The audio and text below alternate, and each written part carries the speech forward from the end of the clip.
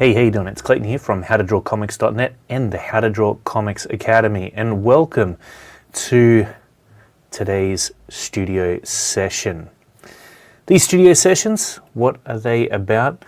Well, it's all about bringing artists together, making sure that we're keeping each other accountable and getting at least a little bit of time in each week to put pencil to paper and actually get our ideas down onto the page. Because if you are an artist, then you know very well the feeling of everything else coming at you, pulling away your focus, not being able to actually find the time to get your drawing in.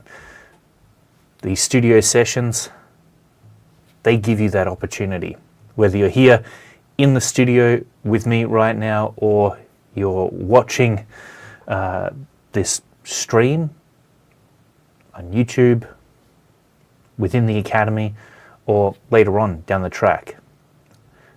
At whatever point you decide to tune into this, I highly encourage you to get out your notepad or your sketchbook, get a pencil in your hand or your stylus and your tablet, and get some drawing done. All right. With that said, I'm going to invite our wonderful students of the Academy in here, the How to Draw Comics Academy, that is. We've got Robert, who we haven't seen in a while. But what's up, Robert? Great to see you. There he is. Awesome. Yes, I kept missing the live studios. So. Yeah, that's all right. Look, we've had to shuffle them around a little bit, honestly. We'll talk about that in a little while. It's pretty, and it's a relatable story, I'm sure, for many. And then we've got Matt. What's up, Matt? Good to see you here. The one and only Matt. He's been smashing out drawings like constantly. And there's one of them right there. And then we have the Will. What's up, Will? What is happening, gentlemen? Glad you were able to make it. Mm-hmm. Awesome. And then we have Keith. What's up, Keith? Hey. What's up, everybody? Damn. You've got your full studio setup going on this week. Yeah, full studio setup. It's awesome. Nice. Now, for those who don't know, who are in the studio right now, this is being live streamed to YouTube, across the other, outlets of the How to Draw Comics network. And I've been thinking, it's probably a worthwhile thing to start doing that a little bit more for the students of the Academy, because, well, obviously it helps to promote the Academy on top of that, but I feel like one of the things I want to try to start doing with the Academy is actually not just teaching you guys how to draw, but actually giving you a pathway into potentially actually gaining some level of employment or work, or just exposure to so you can build up your audience. And so I think that one of the best things that we can do as artists, especially in the upcoming era of technology takeover, yes, I am talking about AI, is to actually build up our personal brands and get our faces out there. Start to let our personalities shine, get to know the artists behind the artwork. I feel like that's really what's going to allow us to create a connection with the audiences that we want to go after. And so I'm thinking, I've got this big audience here for, well, it's probably actually a small audience compared to like Proco or something, but I've got this audience here and I may as well use it, right? So for those of you who are watching, the people that you're seeing right now, we've got Ekaterina in here as well. What's up, Ekaterina? Great to see you. The thing is that we've got these students of the Academy right now, all of them amazing people, fantastic personalities. They each bring their own flavor of work and character to the table. And those of you who are watching, you're going to get to see that. You're going to get to see as well some of the tracks that they've been making with their journey.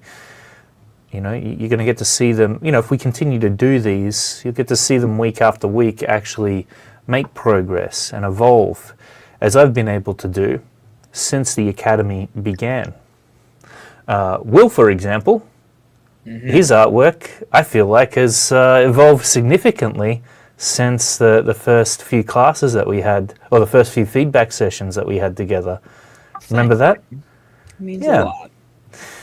Well, I especially feel like your storytelling in particular, you always sort of had a decent amount of drawing skills there, but just I in was terms of your always, like, sequentials.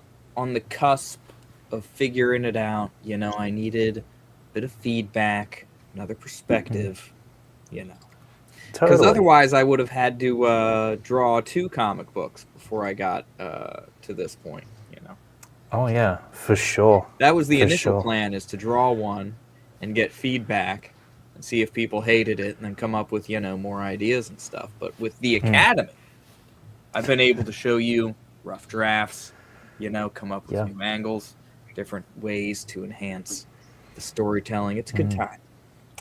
For sure. Yeah, and that is one of the coolest parts about the Academy. Here, I'll go ahead and share what I'm working on right now, because you had given me I'm giving you... the last... here's the page. I don't know if you remember the last get it time we up. were here in the studio. I You do, gave me actually. a little bit of feedback Yeah. on this dude reaching out from behind the mountain, with the clouds going on. Mm-hmm. That is sick looking. Look at that. I do remember that. That big old sword hand. The hand looks amazing. Thank you.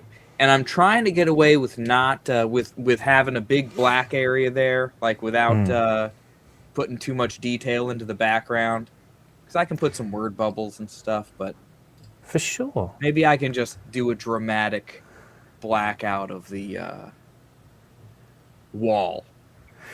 Yeah, is that like a... So this is a page, right? Not a cover? That's a page. Yeah, and so that's like the top panel there, essentially, where you've got that separation. Yeah, essentially. No, that works. That works really well. Yeah, and I got to come in here. I got to finish up these guys because they're not quite all the way finished, and give them their glowing eyes. Add a few more rats. Yeah, totally. Gotta have those rats, right? Got to give this guy some forearm muscles and damage and stuff like that. Plenty to do. For sure. And so this is the way it goes, right? Like, Yeah.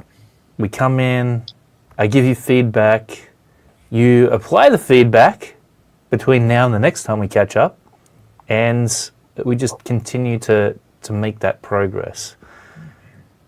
Yeah, But I I'm love up that. to page 6 now. I finished. This is a page that I didn't get any feedback from you on. I just kind of went with it, but I like the Yeah, angle that I came up with down here, because eventually I'm just going to have to apply the lessons on my own. that's a great angle. I was You weren't doing angles like that at the beginning, I wasn't doing angles like this at the beginning, so and you pulled it off really well, thank I you. have to say. Yeah, that looks nice. All right, cool. Yeah, so, Will's obviously kicking butt, and same with Keith. Keith has been constantly upgrading his artwork, showing his pages week after week, month after month. We've got Matt, who's been in the Academy from the beginning. I mean, all of you have been sort of in the Academy from the beginning for the most part, I would say. And so it's great to be along for the ride, to be with you on that journey. And so the other thing that I had a bright idea about, actually, for the Academy, beyond these, sort of getting you guys out there and your artwork a little bit more, is I was thinking we should do like a end of year exhibition or something, like an Academy. I guess it would be digital, but it'd be like an Academy exhibition where we sort of reach out to, because there's a lot of creators out there that could actually do with some decent artists. Obviously, there's comic book companies as well. I'm not sure like exactly how difficult or easy they would be to actually send invitations out and get them to come on board. But I just think an end of year exhibition to showcase your best work for that would be a wonderful thing, not just for you guys, not just for the academy, and not just for hopefully the people who would poach you and bring you on board for paid work, but hopefully paid work. But I just feel like that'd be great for the comic art community in general. Maybe the comic book community in general, just to get things happening in this little corner of the internet for us. Because let's face it, everything's going online now anyway. I don't even know if Disney and Marvel are going to be hiring comic book artists in the next 2 or 3 years. So we kind of have to, got to keep it alive, right? And I feel like the Academy could play a significant role in that, in getting that next generation of artists in to continue developing the skill set that's required to draw. Hey, Katrina, how you doing? To continue getting them to develop the skill to actually draw, because we don't want that skill dying out. We don't want it to become a lost art form. And these things happen. There is there's plenty of traditions that have died out just because something better came along, or not necessarily better, but something, I guess, superseded it. And so, yeah, I think that'd be a cool idea. I don't know. I'll get your feedback on that, students of the Academy, but I think we should definitely talk about it and maybe make some moves to ensure it happens. Artists shouldn't work for other people. You don't think so? Yeah, I mean, it's tough, isn't it? Right? Well, I mean, even crowdfunding your own book as well, showcasing some of your kick-ass pages, right? Right. I do agree, though, that there's something to be said about working for other people as an artist. But Robert, this is what you do as a living, isn't it? You're a man for hire, gun for hire. Yeah, gun for hire, absolutely. Yeah, I freelance a lot. Typically, graphic design, graphic design and cinematography is what I've been freelance for. Yeah, awesome. Mostly in the last couple of years. And you're pretty darn successful at it too. It pays bills, so that's been paying my mortgage and everything else. So definitely, I've been working on a new art project. It involves paintings, but there's a lot more that goes into the entire project than just the paintings. Paintings are kind of the artifact of the entire art. Project, so. Oh, absolutely. All right. Well, you know what we're going to do? We're going to take a look at what everybody's been working on. I'll say a big hello to everybody joining us in the chat over here. We've got Lynxblade 2007. What's up, my friends? I hope that you're doing well. Yeah, that was a great angle that Will had drawn up there. My goodness, the one where we were looking at those characters from below. All right, so Kyra says, how should someone new without much budget go about learning art, wanting to do digital? Well, man, there's a lot of free YouTube tutorials out there these days that'll teach you the basics pretty darn well. But even something like the How to Draw Comics Academy, I would say, is quite affordable compared to going to, I don't know, art school. What do you want your art to look like? Yeah. Because the tablet, tablets are nice. They're efficient. I use a tablet because I don't want a stack of paper. I want to be able to undo my mistakes and edit on the fly and stuff like that. But, if you're just practicing, just get a piece of paper and a pencil, get a pen. Oh yeah, totally. Yeah.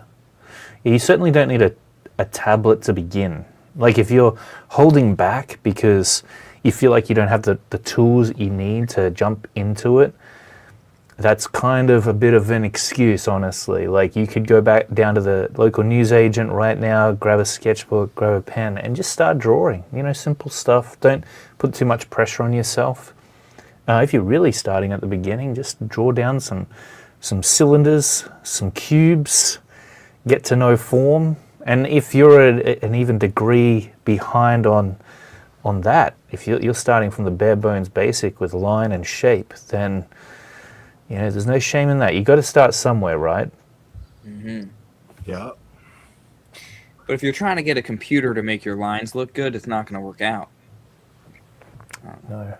But No, iPads sometimes go on sale too, so you can pick one up for like $250 maybe. For sure. And I definitely recommend, either digital or traditional is fine.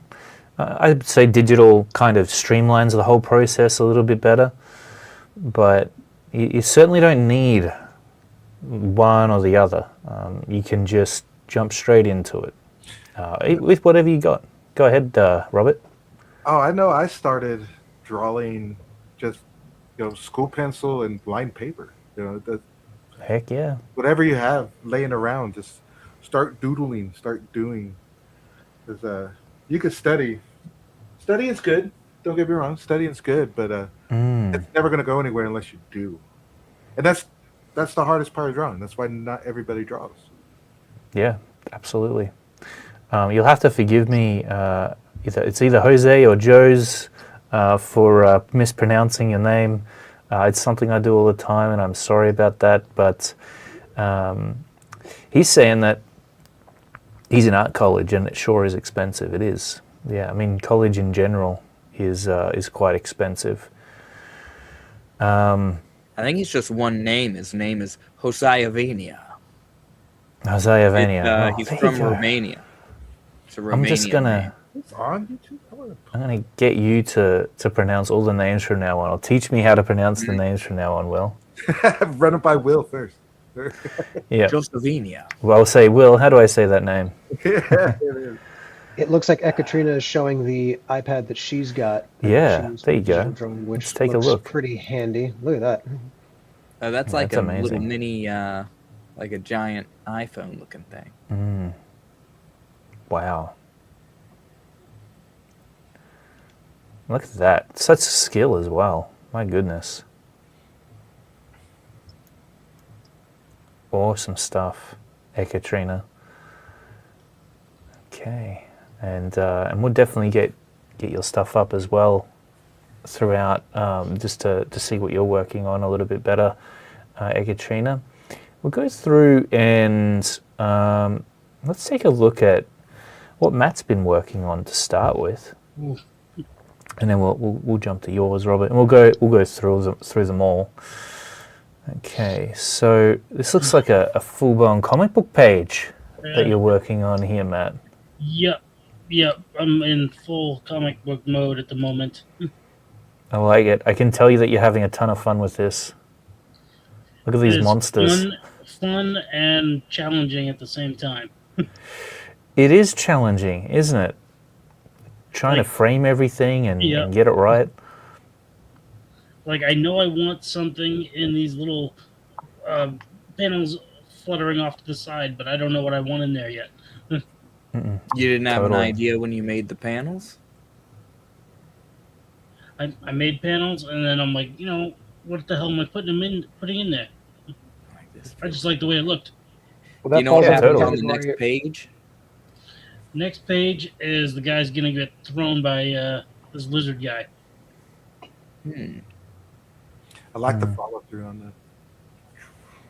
Yeah. Maybe have like the in those panels have like a close up on the face and him grabbing him somehow, or however it is that he throws him. Oh, that'd be cool. I was basically gonna have the guy get grabbed here, basically around the throat. He's gonna get launched. I Yeah. haven't quite Nice. worked it out in my head yet. I'm just Yeah. thinking with them cut away like that, it would be like extreme close-ups. You know what I'm saying? Yeah. Yeah, I was thinking. I was thinking like, I don't know. Maybe I don't know what I'm thinking. Mm, Like maybe the yeah. gun blasting off on this side, the claws slashing on this side, but then the chokehold here. I don't know. I haven't quite. Maybe the gun, because does the gun do any damage? Does it graze him or anything? Because you It's could gonna have the gun ricochet. It's gonna fire ricochet and off then his. show it like his and then have him get, you know. Yeah. Okay. Mm. Yeah, that'd be cool. I mean, Jose Venier is right.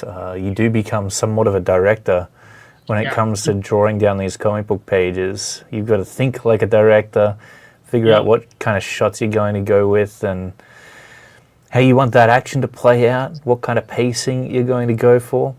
And the wonderful thing is about the human mind is that if you just get something down on the page, it's going to start to fill in the gaps. So the fact that you got these like blank panels placed down onto the page, and the thing is, as much as you might be struggling to figure out what to put into them, you are gonna think I'll, of something to put oh, into them. I'll get something. Yeah, absolutely. And it might take a few like rough sketches to figure out what it is you want, but the thing is, you don't need a really well thought out plan going into this. Part of the artistry of crafting a comic book page is being able to make it up as you go. Going off the cuff sometimes and being spontaneous. Yeah. I feel like sometimes that's when you have the most fun as a comic book artist. Now, sometimes it depends how brave you want to be. Sometimes it's good to do a lot of planning, and it can make you feel more confident and secure going into it.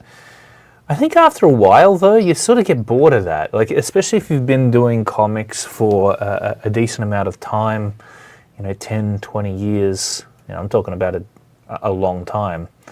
You want to mix it up a bit. And sometimes the best way to mix it up is just to jump straight in and not know where you're going to land.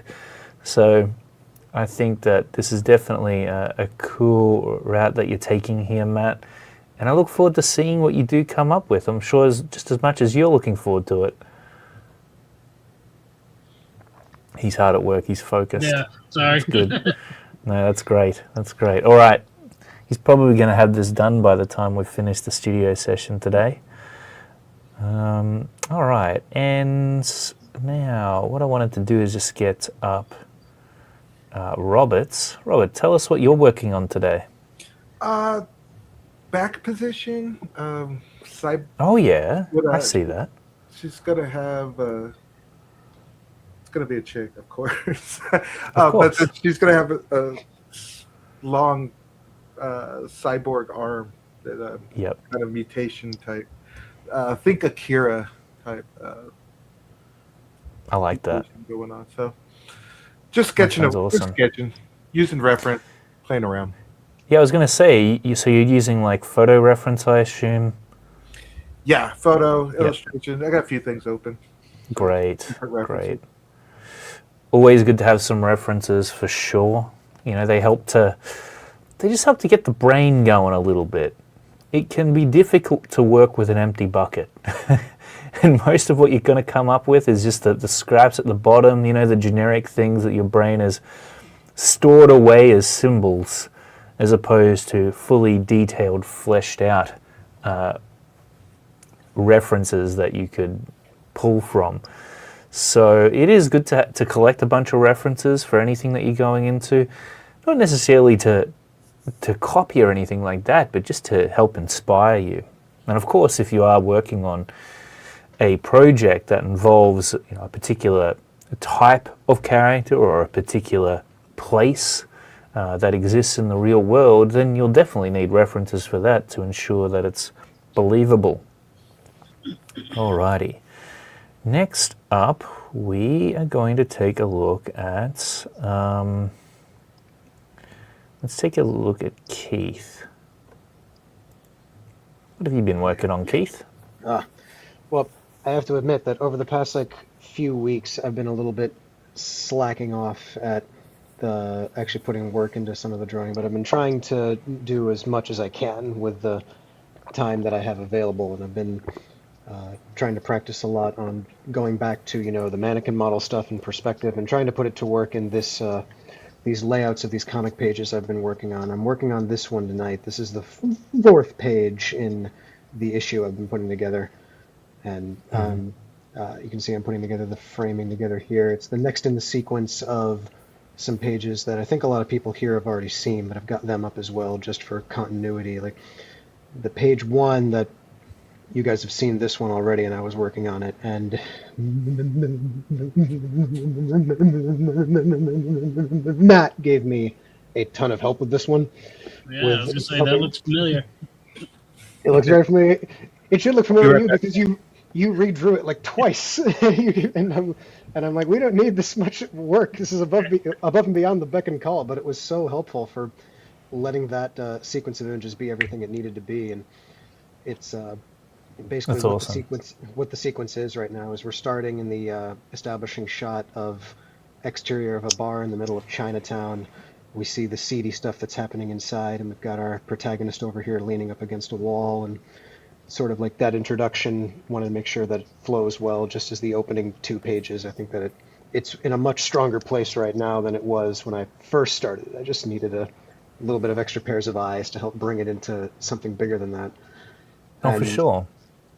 I had put together page 2, which is over here. I think you caught a glimpse of this one too, but just the conversation starts unfolding between her and some other people in the bar, and what's happening, I don't have the word bubbles up right now, but what's happening is they're trying to get a hold of somebody who didn't show up tonight and was supposed to be there.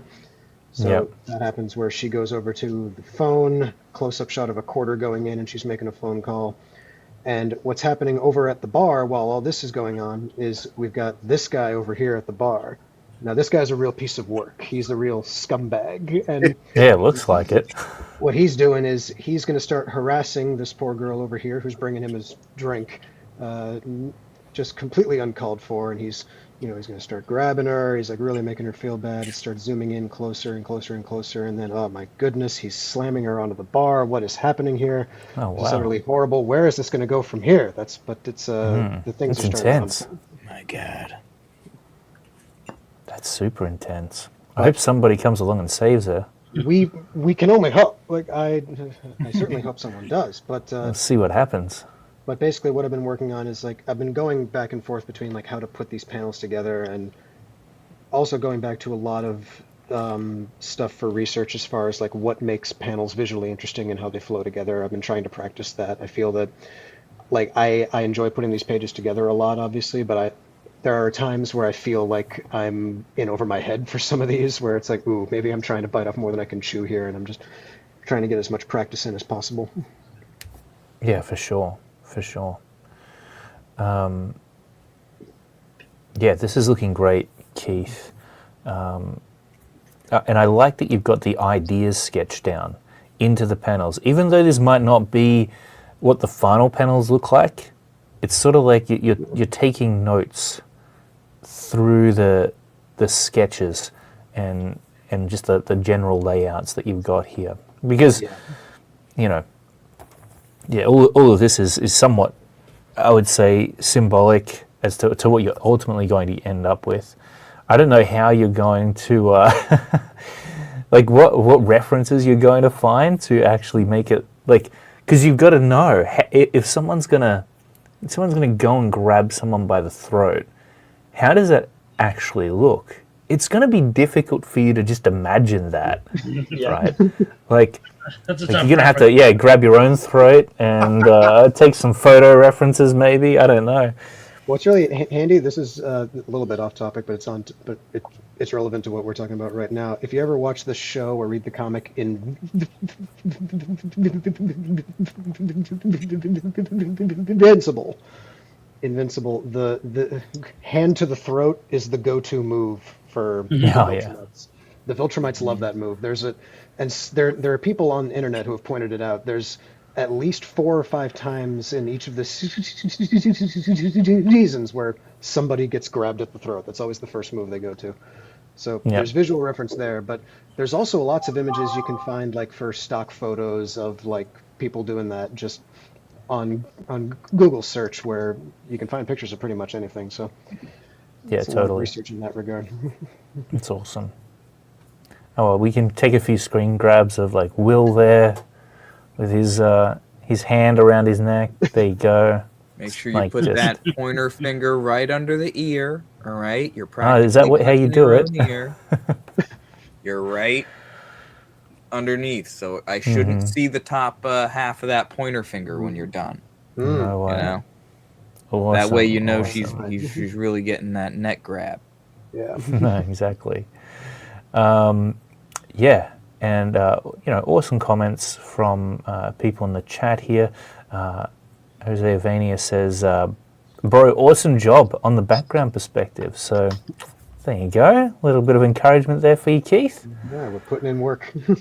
Yeah, you are, and it's it is a journey. You've got to redo some things from time to time, but you know what I love about redoing an artwork or a sketch, a pencil drawing that you could be doing better with, is that it really does evolve, and it becomes a more accurate representation of what you wanted in the first place. So it's not like it's ever going to get worse, right? But yeah, this is cool. It's coming along well, Keith, and I can't wait to see where you take it next. So you said that you've been a little bit out of sorts with the artwork.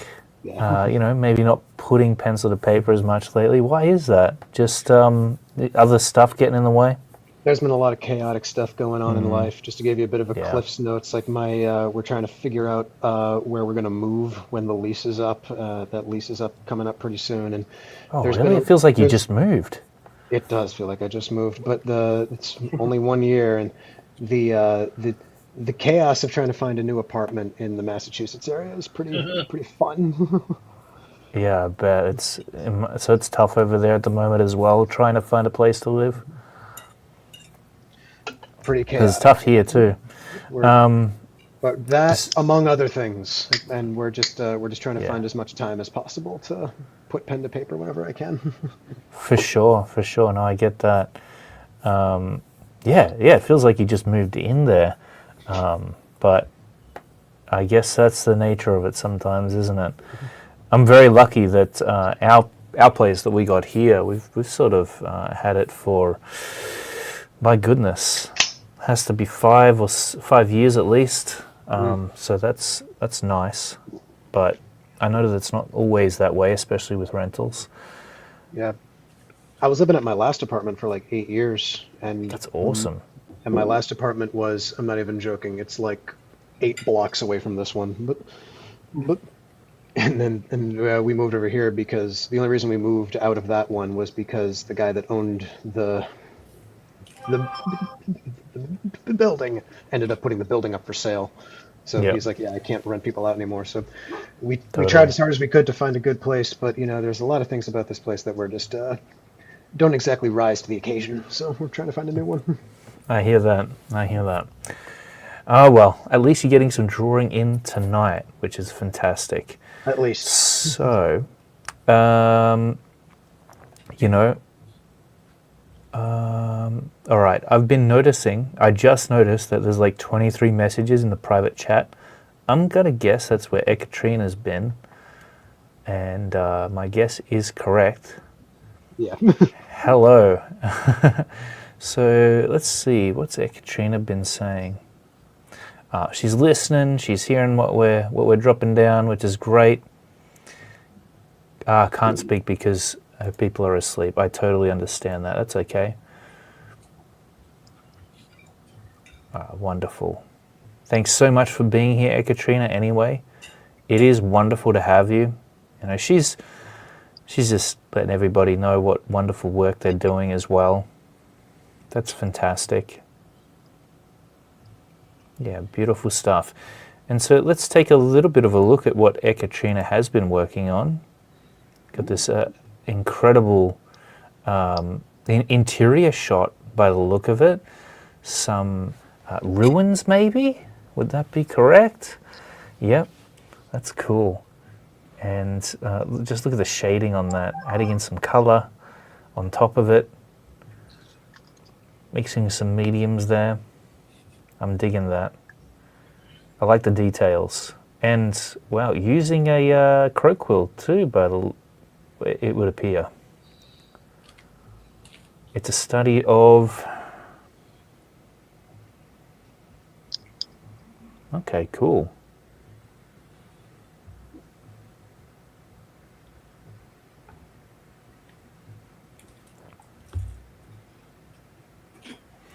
So it's a study by hand as well to understand the details.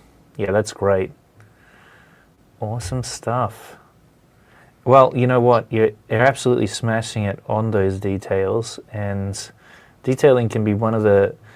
It can be a difficult thing that... And a lot of people certainly want to know how to execute it well. That's why there's such a focus on rendering a lot of the time, even before we've got the fundamentals down. But okay, it will be awesome. Gotcha. Yeah, all right. Awesome. Wonderful stuff.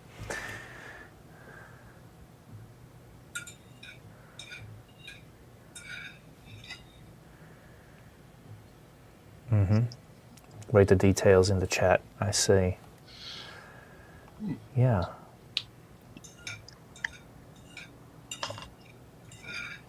Yeah, it's wonderful. It's really wonderful to see you here as well, Ekaterina. I'm glad that you're able to make it to the studio session. I hope you can continue making it to them as well. Yeah, I know I'm not sure what time it is where you are in the world. Yeah, I'm too slow to figure out what that means, but I'm going to assume that it's very late. Oh, 5 a.m. Oh, crikey. So it is late where you are, but you've still made it. You still made it. Well, you know what? I'm oftentimes I'm up at that time as well.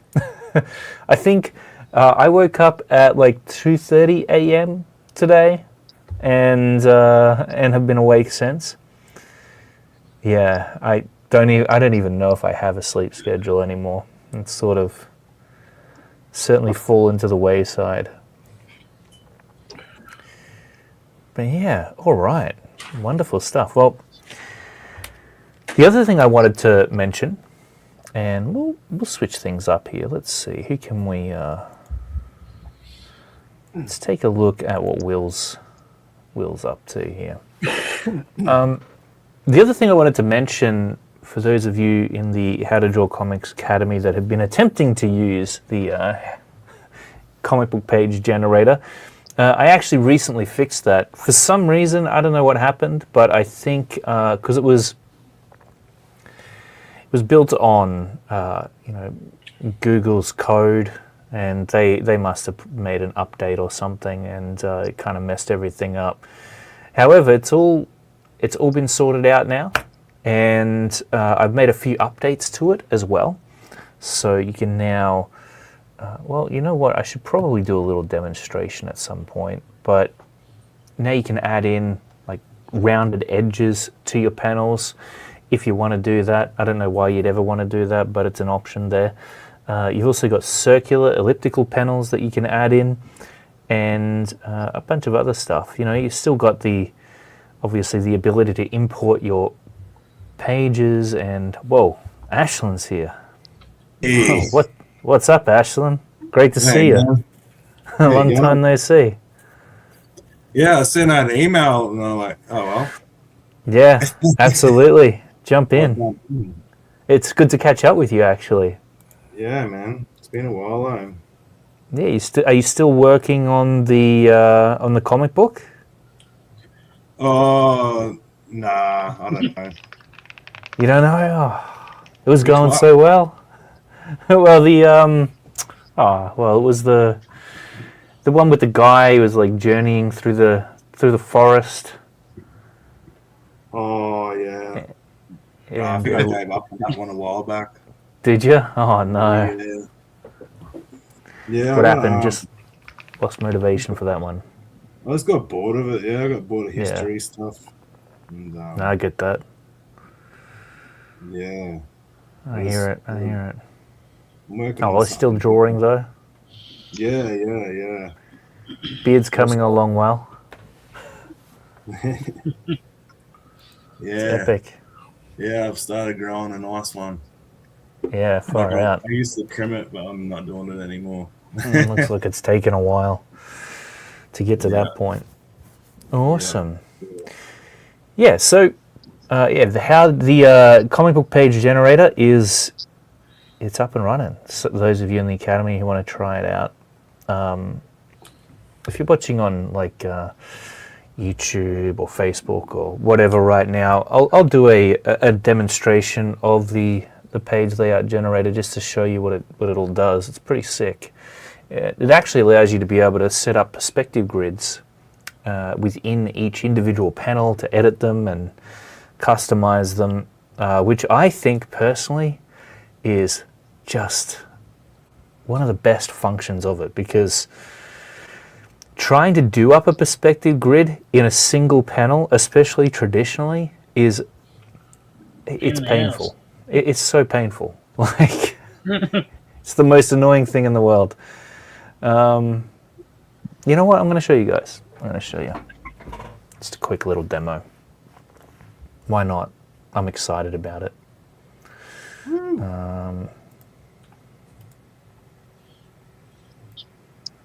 Okay, sweet.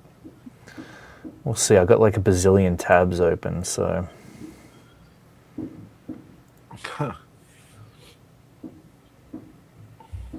I can hear the fireworks. The fireworks are going Oh, off is that right now. from mine? Happy 4th Oh, of you July, got- everybody. Yeah, happy happy birthday. birthday, America. Yeah. Happy 250th birthday, USA. Oh, cool. Awesome, mate. Yeah, that's cool. Congratulations to America. Okay, let's see. Here we go. Let's take a look at this.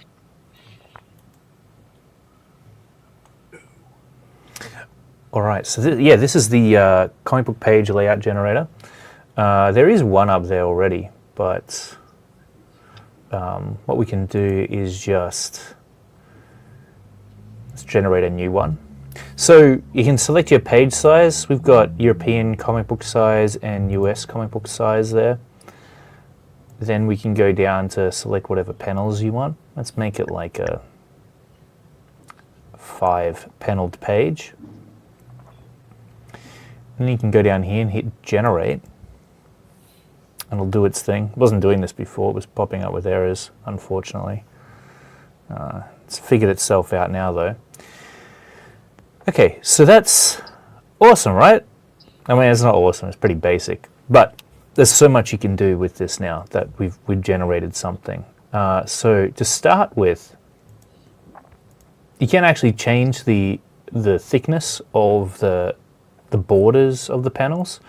So you can make them extra heavy if you want. You can make them standard. You can also change the gutter spacing, right?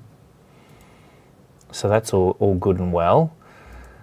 But on top of that, we've got a bunch of compositional aids, so print guidelines, which is going to be hard to see for most of you on there, but why don't we make that this bigger? All right, there we go.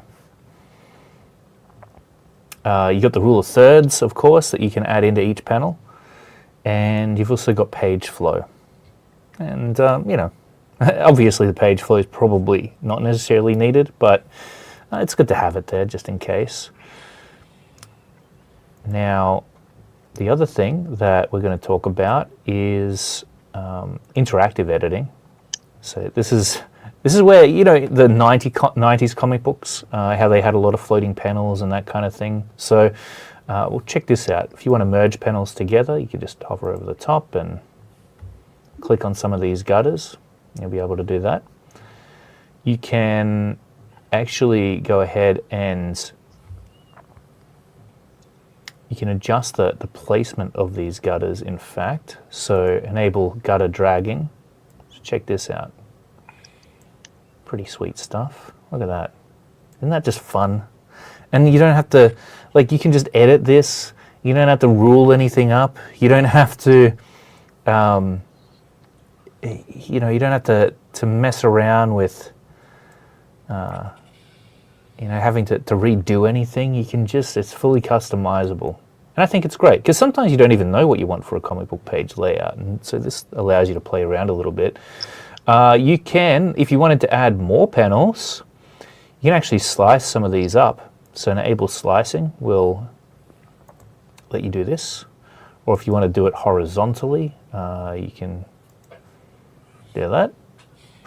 Merge them together. There's an undo button down here in history. If you make a mistake, that's fine too. We've also got, now, check this out. We can draw panels straight down. Like so. All right. Awesome. There we go. Pretty sweet. And this is the new little addition that we've added in, where you can adjust the radius of the corners. So we can go in there and, well, that still looks pretty sharp, doesn't it? So let me make a more obvious one. Check that out. Boom. Nice. Pretty awesome stuff. Again, there's not really any situations where you necessarily need that, but you might be wanting a bit of a unique panel for some reason or another. We've also got circular panels now, which is great. So you can add those in. Hit undo on that. Now, the thing that I really love, though, about the editor here is that if you wanted that 90s comic book look where you've got floating panels, you can actually jump over here to enable corner dragging. Oh, sorry, not corner dragging. We won't worry about that just yet. That's a new thing, though. But you can drag the edges over, and they're going to overlap. Now,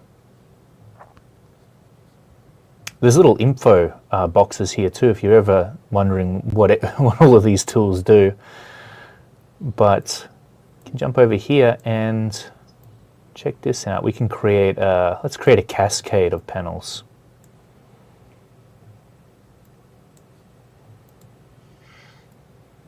And you can change their layering. You simply click on the panel if you want to bring it forward. And there we have it. Nice. Pretty awesome stuff.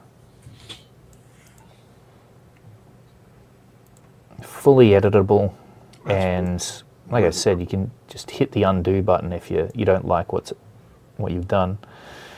But yeah, so this is cool, right? Awesome stuff. Awesome stuff. But yeah, go ahead. Did you have a question? Oh, no, I was just saying that's way cool. It's really pretty awesome, right? Yeah. Here's where it gets even cooler, though. All right, this is the. Oh, by the way, let me just show you the corner dragging. So sometimes you might want it so that your panel's kind of on a bit of an angle, right? So there you go. Now you can do that too. Nice. Nice. But here's the other thing. Per panel options, down here, you can add perspective grids to whichever panel you want. So let's say panel number 1. Right? We can also, if we wanted to, we can make it borderless. We can inset it, like so. So that's always fun. And we've also got, you can individually adjust the thickness of the outline of the panel. So we could make it a little thicker if we wanted to, for some reason, make it unique. But the perspective grid is the thing that I love. So check that out, right? And you can do this for each individual panel, fully customize it. We've got 2-point perspective, 3-point perspective if you want that. but let's go 2-point just to make it a little easier to see, and I'll turn off these guides. There we go. So check this out. Not only can you adjust these manually over here, you can actually drag this stuff around. So you can place the horizon line wherever you want. You can pull this all the way out here. Oh my goodness. Grab that one, pull it all the way out there, and if you feel like that perspective grid isn't dense enough for you, you can up the grid count to something like this. Change it to 3-point perspective. Oh look, that's like way too intense now. But it's pretty awesome stuff, right? Just think about that. And let's say that you drag all the way down to the bottom or all the way to the top, and you're like, oh man, I still want that third perspective vanishing point a little higher. What you can do is, oh, what's this open chat? Cool.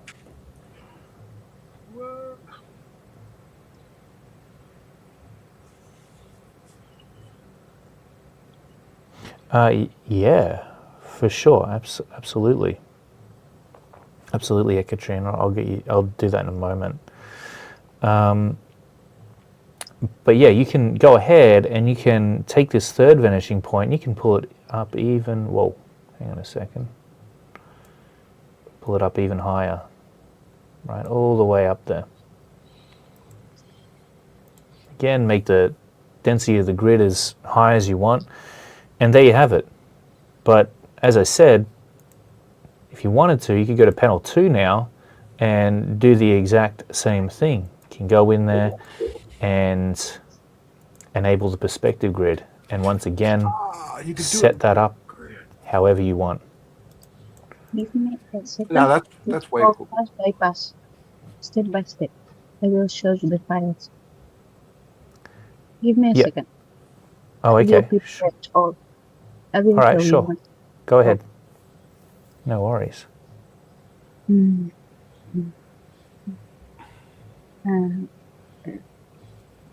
For example, to show, I have you can have one drawing not so good like this.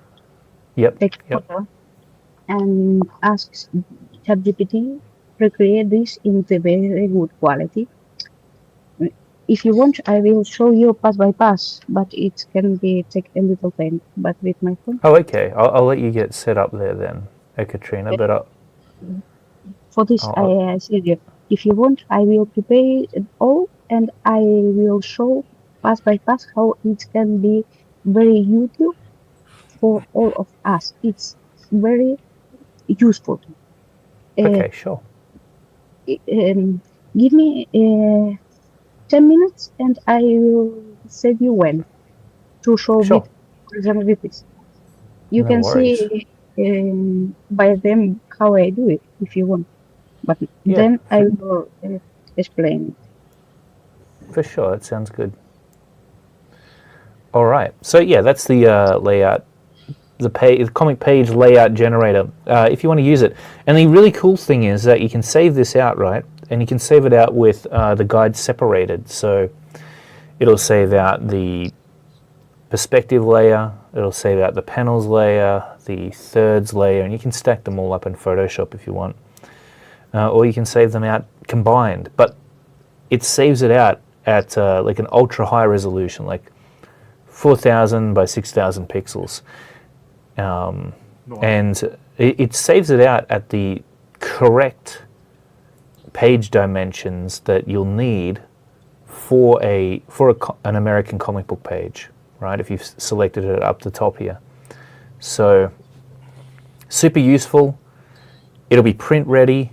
That's the other thing is that I wanted to take the guesswork out of that, because when we were working on Kozor, our comic book, and even Borok as well, it's like you never really know.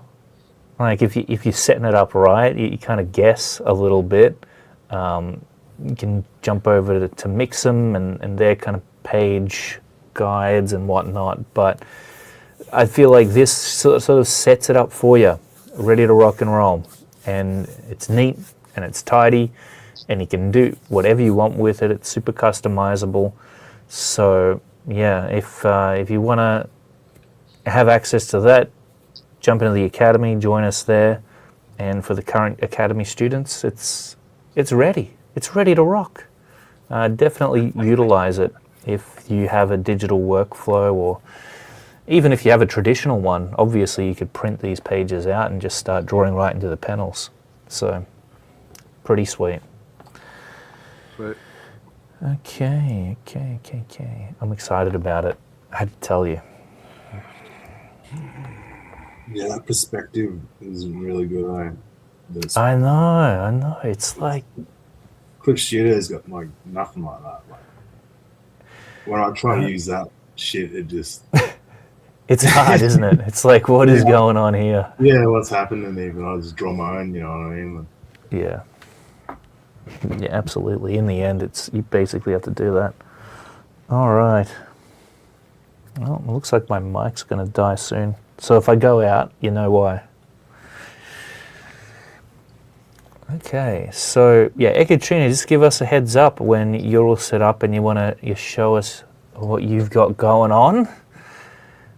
Integrating some AI into the workflow. Look, at the end of the day, I saw a reel by Todd McFarlane recently where he talked on AI actually, and he was saying how it's sort of like a tool that can help streamline things for artists. And he discussed, or at least pointed out, that when it came to computers, for example, less pencils were sold because obviously people started typing to each other. And you can, of course, scale that all the way up to taxis being superseded by Ubers and Netflix superseding video stores, right? It's go ahead and take that black pill. Yeah, exactly. Well, it's going to happen, right? I mean, It's inevitable. but it is. It is. Unfortunately, I And mean, it any is. doofus with a keyboard is going to be able to just generate something that'll Not true. make you feel weak, pointless. Not at all. Who's going to be able to Emasculated. Not at all. Not at all. By an algorithm. No. No, this is when you bring up the. That's like saying. quote. That's like saying you could give anyone a pencil. Right? I mean, not everyone with a pencil can draw. Right. It takes hours and blah, blah, blah. It takes hours, blah, blah, blah. Yeah. But And you might now, say- anyone with an idea, because here's the thing, like as an artist, you know how everyone says, "Oh, you're your own worst critic." You know what I mean? And you make something, and you show it to someone who has no idea what they're looking, and they're like, "Oh man, that looks amazing." And you're like, "You don't understand how it's not actually amazing." You know what I mean? This is what's happening now, except now instead of a person giving them the artwork, they're just gonna be like, "Oh man, look at this! I can make something that looks just like the stuff that I like." You know what I mean? Yeah. Like, we're lowering the IQ, all right? Like, we're literally devaluing ourselves as people and just being like, well, it's inevitable. Yeah, but that didn't happen when photography came along, or film. Did it? It's No. completely different. And this is. Being this is able when to, you- I, This is when you Not really. I mean, it's completely before. No, it's not. Before cameras came along, everything you wanted to capture, you drew or you painted, right? And then all of a sudden, photography came along, and what happened? Boom! You could capture it in the click of a button. How is that that different? It's not really. because Explain it. How is it different? with a Click of a button. photography, you can capture what you're looking at, right? You're not creating something out of nothing. In that way, it's Right. different, I guess. But So we're also, But neither were so painters back then. The industry that photography replaced, right? Because it used to be people would have to sit down and pay a painter to do their thing, you know what I mean? There were not very many people who were capable of doing that, right? To begin with. I wasn't It there. was only like rich people that were paying to have themselves painted in Well, an and that's accurate way. sort of what like, a painters master, did back then. you know? They would look at what they were painting. Right. They would look and they would recreate it. And if you were good at what you were doing, you know, otherwise you'd have potato paintings. You know, there's plenty of those that exist. There's plenty of poor portraiture out there. You know what I mean? Yeah. But now we have cameras. So now we're creating industries, right? So you have the mechanics of it all. You're creating far more opportunity. Now everybody has an opportunity to pay for, what do they call them? Something-ograms back in the day. There's some name for them. Anyway, that's nerdy stuff. Yeah. But photography. Yeah. So you're creating a big industry. So now we have this advent of AI where we're destroying, you know, industries. We're devaluing everything. Like all I see is negatives.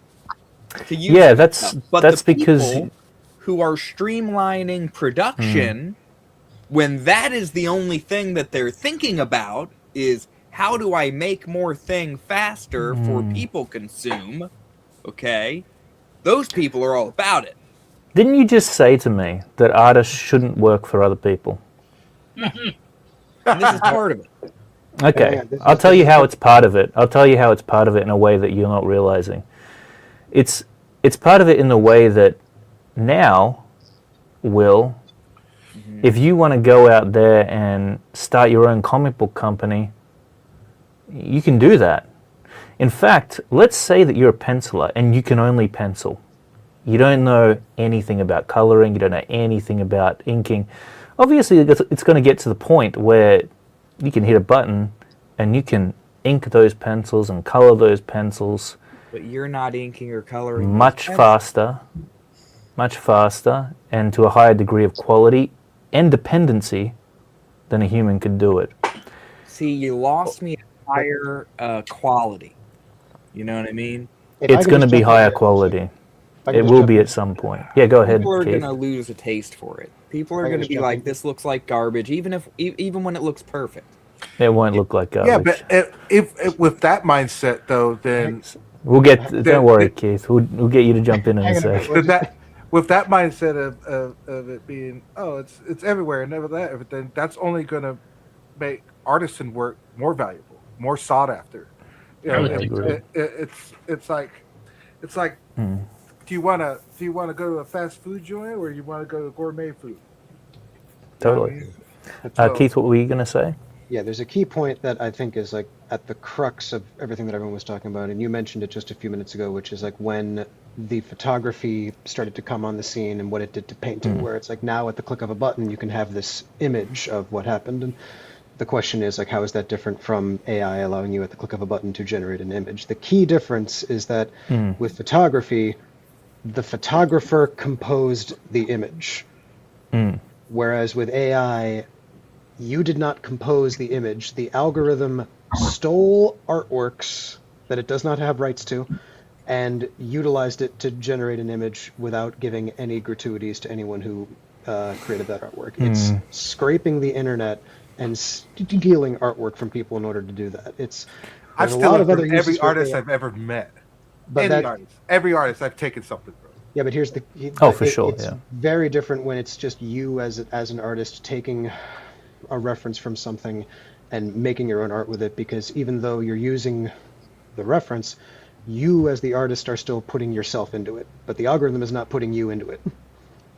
I think that's just where I stand. Oh, I don't know. I don't know if that argument's as strong as you think it is. Because, and by the way, look, man, in an ideal world, AI would have never been born, and we'd all be like, you know, top of the food chain, holding that spot for the rest of eternity.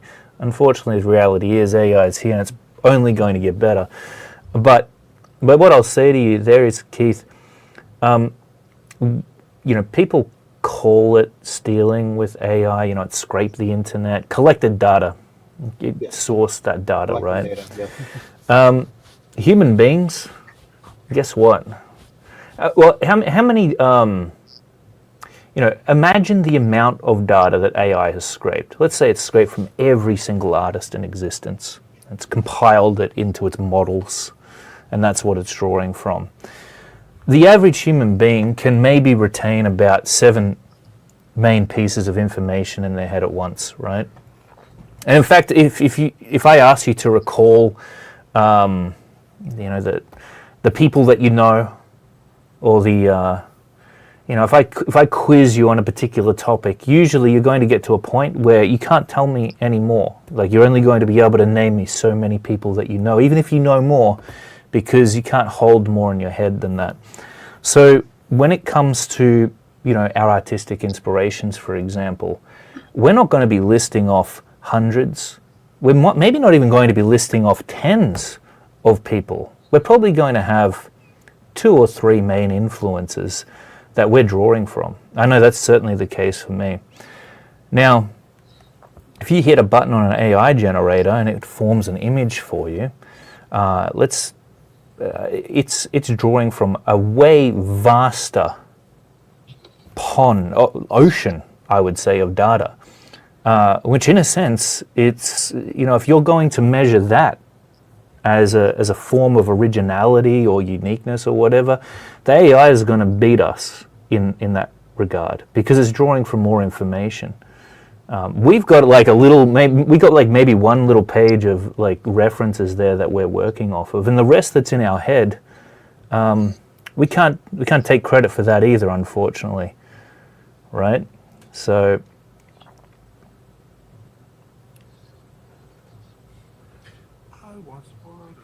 That's true. There is a wealth of information out there. Yeah, no worries. doubt Of that course, it's scraping Ekaterina. a I ton get of that. information. What was that, Keith? I say there's no doubt that it's scraping a ton of information. It's got a lot that it's working with. It's Hello, guys. clogging up the internet right now because it's draining all the bandwidth. If you It give is. me, Yeah. if you What's that? give me an opportunity to explain the Yeah, go ahead. the idea, it's not Go ahead. what we can do with AI. I don't use AI to draw. I use it to help for me. I will show Yeah, you go ahead. the past. For example, I had this personage, and I need to draw this from any angles. It can be a little difficult. You can use a typical toy to round, but it's not the same.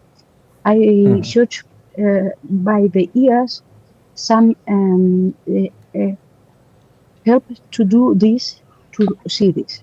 Okay, I take the picture. You could see it with my phone, and I ask the ChatGPT to recreate this.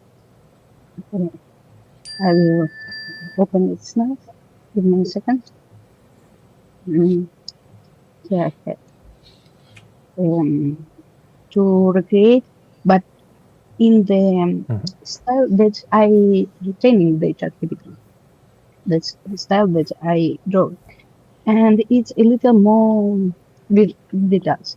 Then I download this and take it one page that is IE, but do the 3D image from one only 2D. You take this, and in the first, let's click this. I will show you. Give me a second. Okay. I'm sorry. Okay, this in black and white in the first. So you made like Then, a 3D image of it. yes. Then you put the texture from your own drawing. If you want, you can upload your own drawing, not only created by AI, and it do this. Then you download this, and then That's cool. you go to one app for example, this one I use and take it here. And what is here the idea? I have Okay. this, and when I want to draw another angle, for example, I will show. I want to show something like this angle. I will choose this one, you know, and I use this reference to draw by the hand. Yeah. In That's the cool. other hand, this is the first one. Second, you can take this same file and take it to the Clip Studio here. You can see, and you can. It's a little more difficult, not so rapid, quick, but you can modify it how you can. You know. Now it's a little fail for me, but then you apply another cape level and drawing by yourself, but you have your reference. It's not the best way, but it's a very good thing. In general, I don't use this in Clip Studio because I think it's a trend. But I use it very much to recreate or to study my personage, what I need when I need him in the another angle, what I need, what I want in the by hand, and it's a very good help.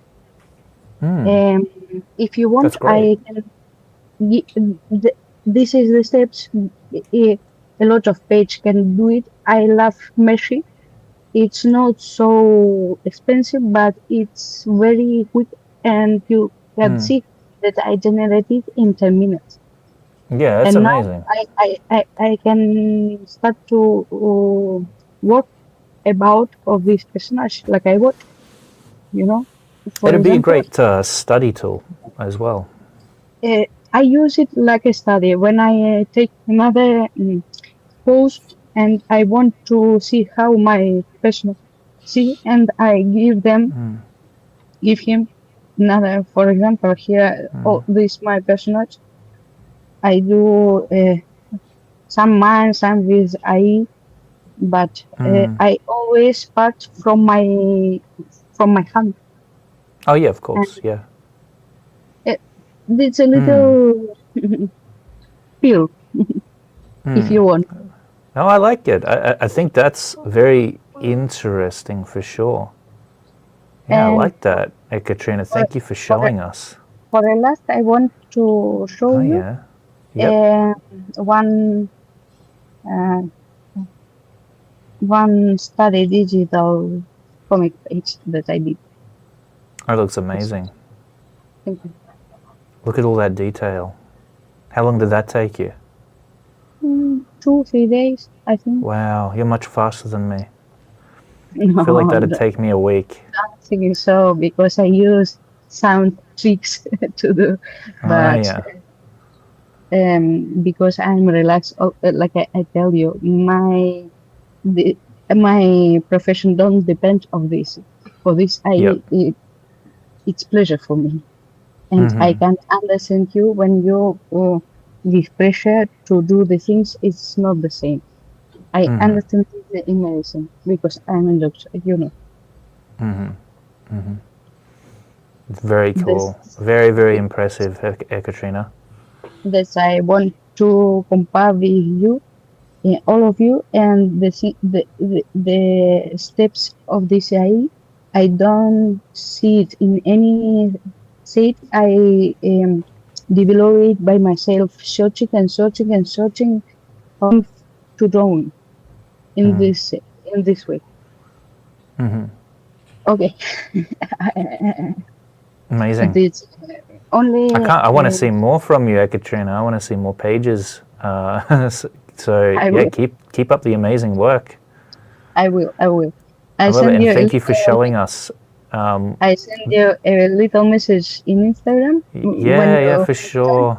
Don't worry, Yeah. you will read it because now I will have a big change in my life. Oh yeah, certainly. I'll definitely read it. I haven't been logged into my Instagram account Don't for worry, probably a week or so. So I'm sorry if you've been messaging me and you haven't gotten a don't reply yet. But worry. It's okay. I can understand it. no Don't worry. worries. Uh, if you want, I will say now I will start again. I see you Yeah, residency in Madrid in a yeah, very big hospital, Gregorio Marañón, and it was very fast for me. It's a very good new for cool. me because I will have more time to do. Certainly, cool. Oh well, Uh, yeah. I can't wait to see more from you. Whoops. Awesome stuff. Cool, cool, cool, cool. But yeah, you know that the whole AI conversation, it's a weird thing, man. The way that humans are going to, I guess, figure out how they're going to adapt to that. Maybe we'll all be lucky and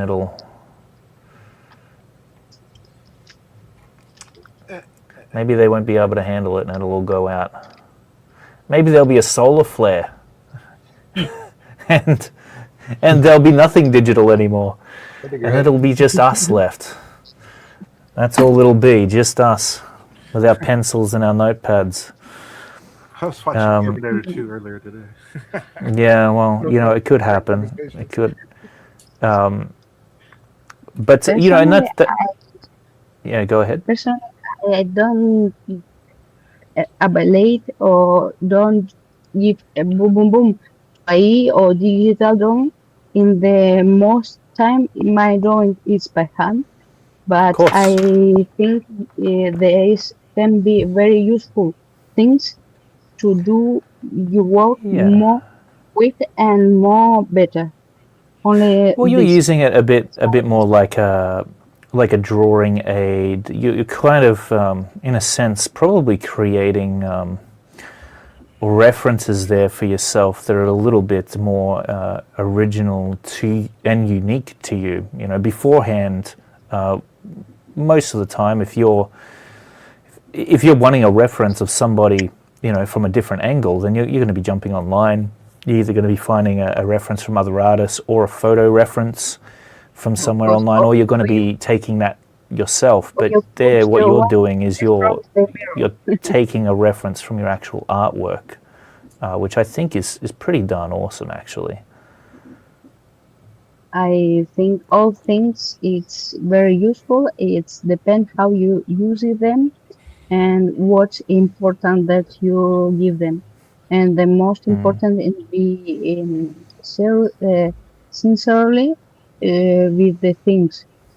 I never use I to do like a trick, only like a help in their reference to develop it. But Yeah. until when ChatGPT exists or this was, I do a lot of design of characters by hand, only with the uh, journal reference, for example, or my imagine. I draw 28 years and always do it by the old school. Of course. I mean that is the best way to do it. I know it's a very controversial thing. Yeah. I just want to show one possible different thinking about this. Only this. Well, yeah. I mean, there's lots of additions to the workflow now, Of course. especially digitally, and you know, it's not just hitting generate and creating a random image now. It's allowed for other aspects of our creative approach to evolve too. And you know, of course, we should have more tools. Why the heck not? You know, we've had an eraser, we've had a ruler that came along. Like That's good. I don't know. I will ask the question for all of yours. When you had the first um, connection with the digital art, mine was in 2002 without tablet. It was Mm-hmm. with mouse and Photoshop and use it. It was my first experience. I would like to know when was your first experience. Then I use a tablet like a Genius when you can't draw because it was very bad, but it's good for color. Then I have in those. Then I had um, how is it, Cintiq 30, and then I passed to iPad.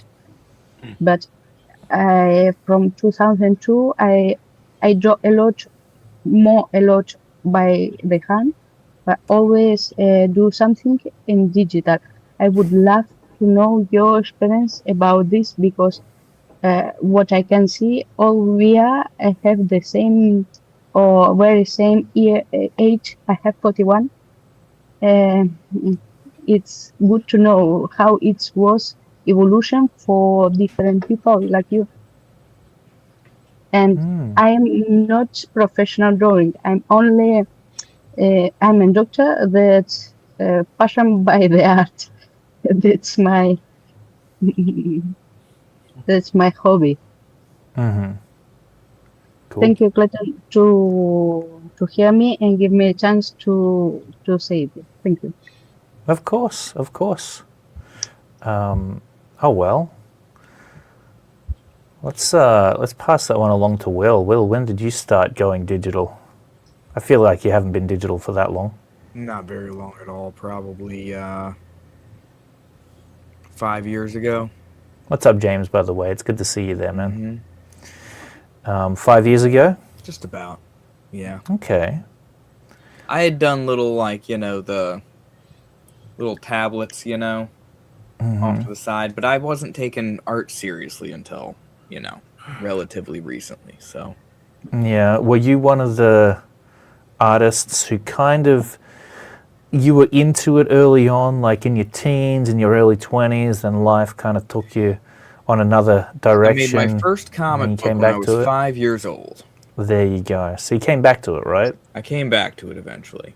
I Yeah. drew through my teenage years, stopped in my 20s when I chose not to go to art school, Mm-hmm. and then Like if picked you it up permit again in my me 30s.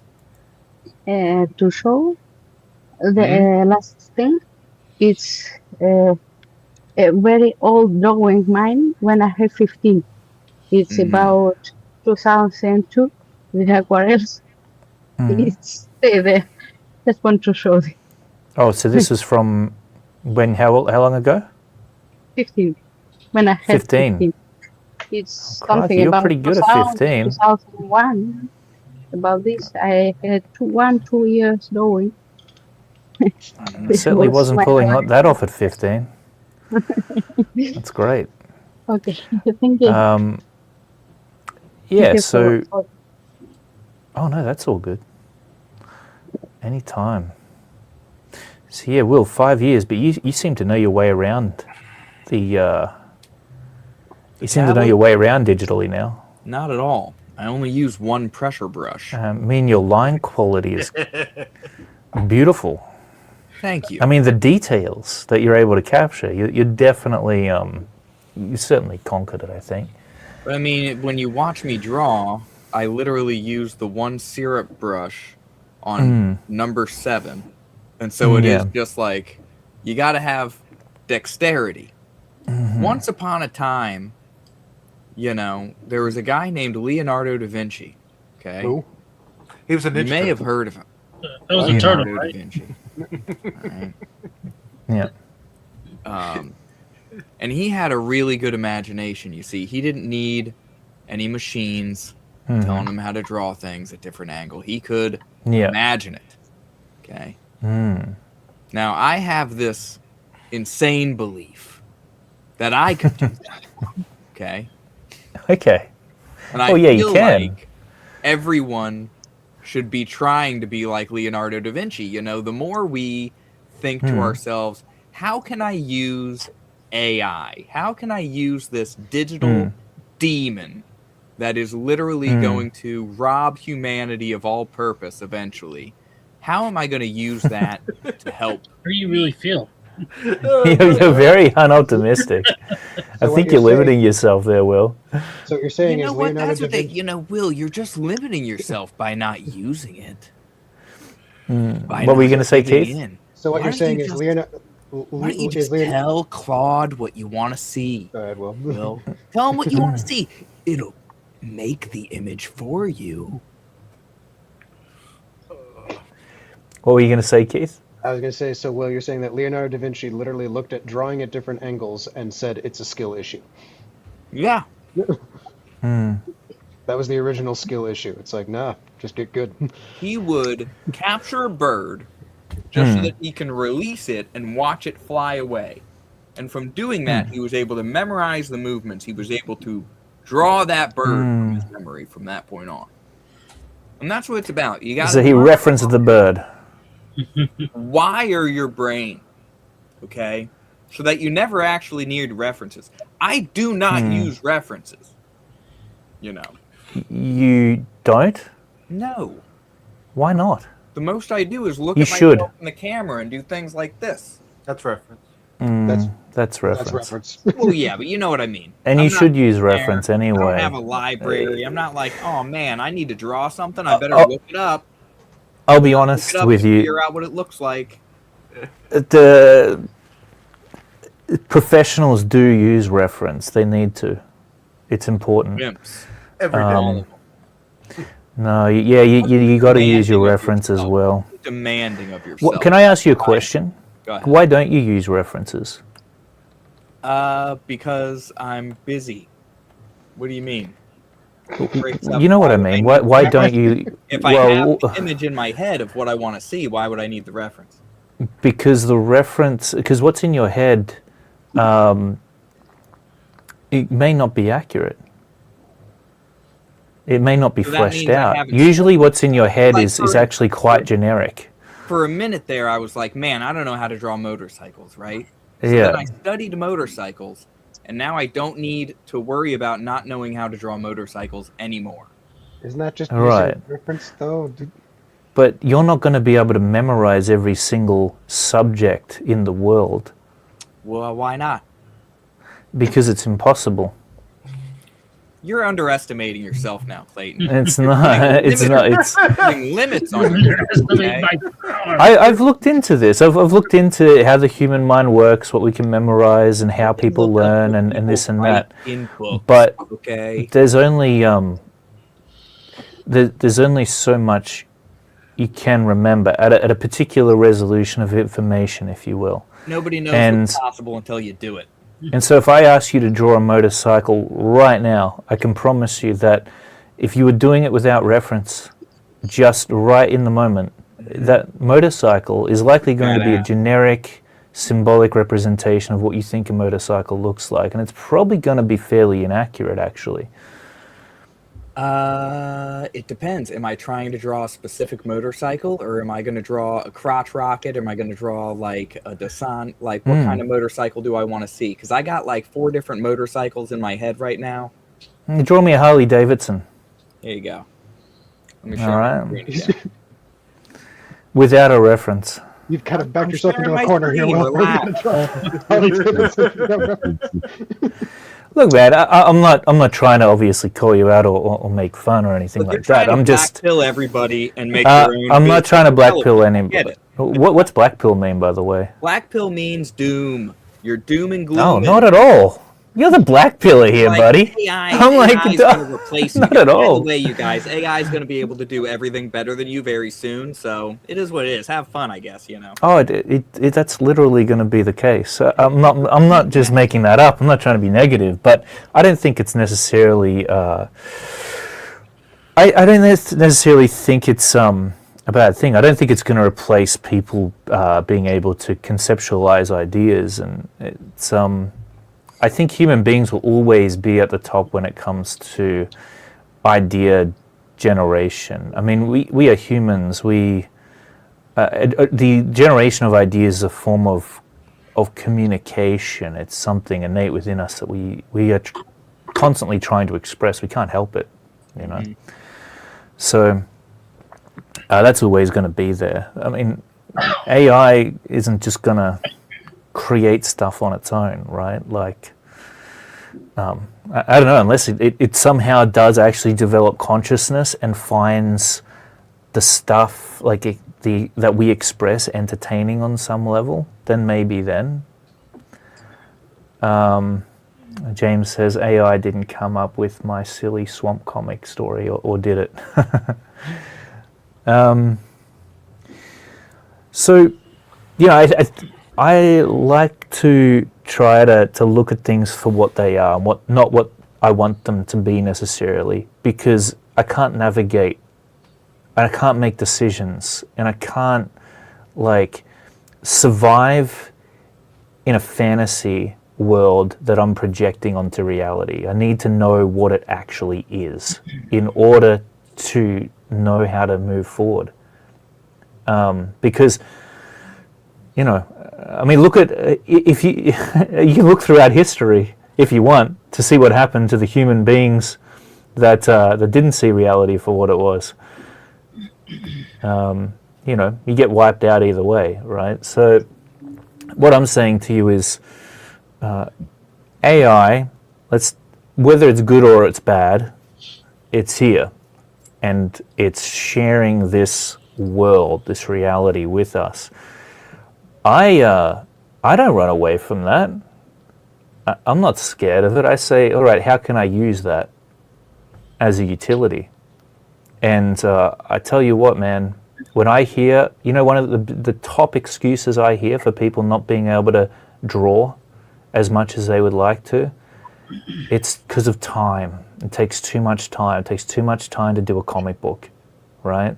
Of course it takes time. You basically have to quit everything else in life if you want to get a comic book done in a timely manner.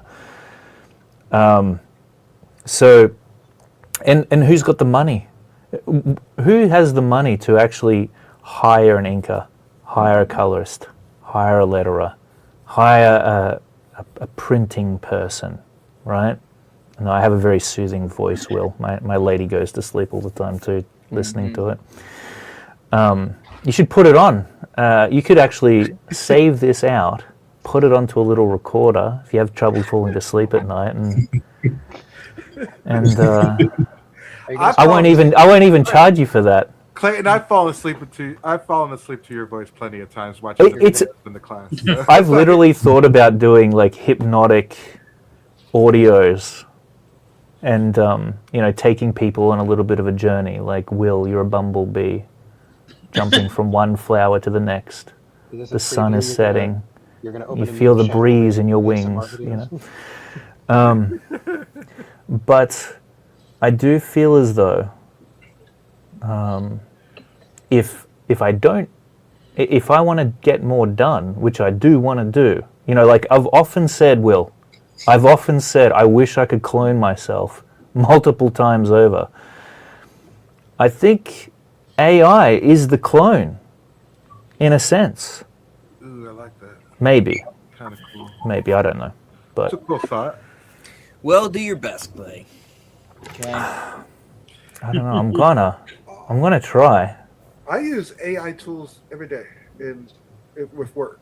So I mean, and that's not necessarily talking about image generation, but as far as, you know, select subject in Photoshop or generative background, where it finishes out your background, those tools are invaluable in workflow. Yeah, so it's like, Yeah. whatever.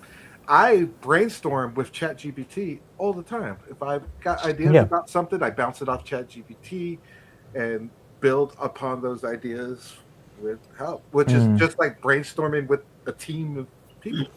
Absolutely. I just use That's it exactly in my it. workflow. That's what it is. I mean, if it's there, I'm going to use the tool. You know what I I mean? think for me, I'm going to have to come to grips with the fact that I'm approaching things a bit differently. because I Yeah. started doing my artwork because I had stories to tell that I wanted Yeah. to draw.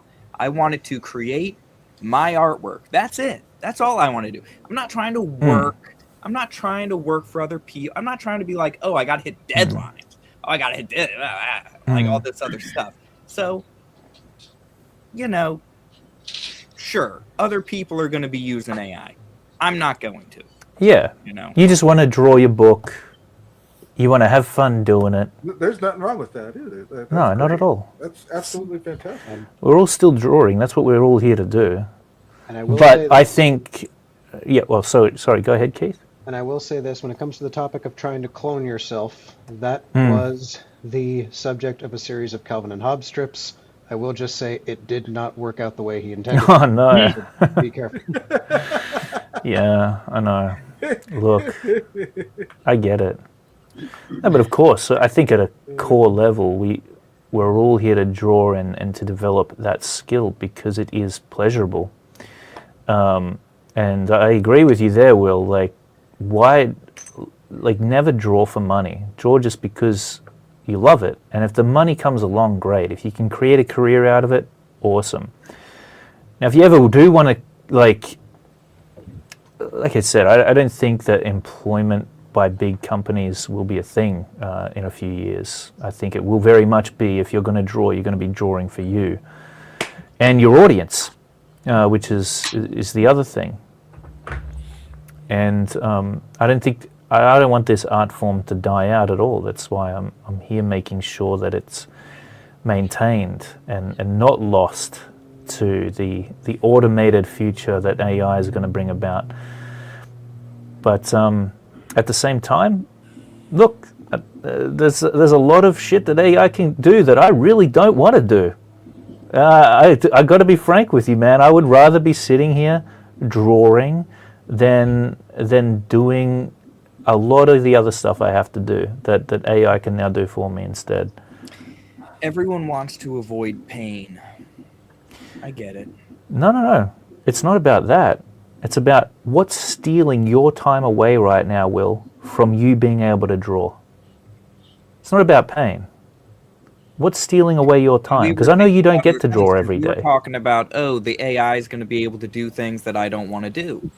Yeah. So if I'm using the AI to do things that I could do but do not want to do, yeah, that is me avoiding pain. That was well, you don't want to do it because you could be drawing instead. But that is the drawing. What is the thing that you don't want to do? Well, for example, Will, you want to make a comic book. You want to make a comic book, right? Right. Okay, so you do know a comic book, to create it requires more than just drawing.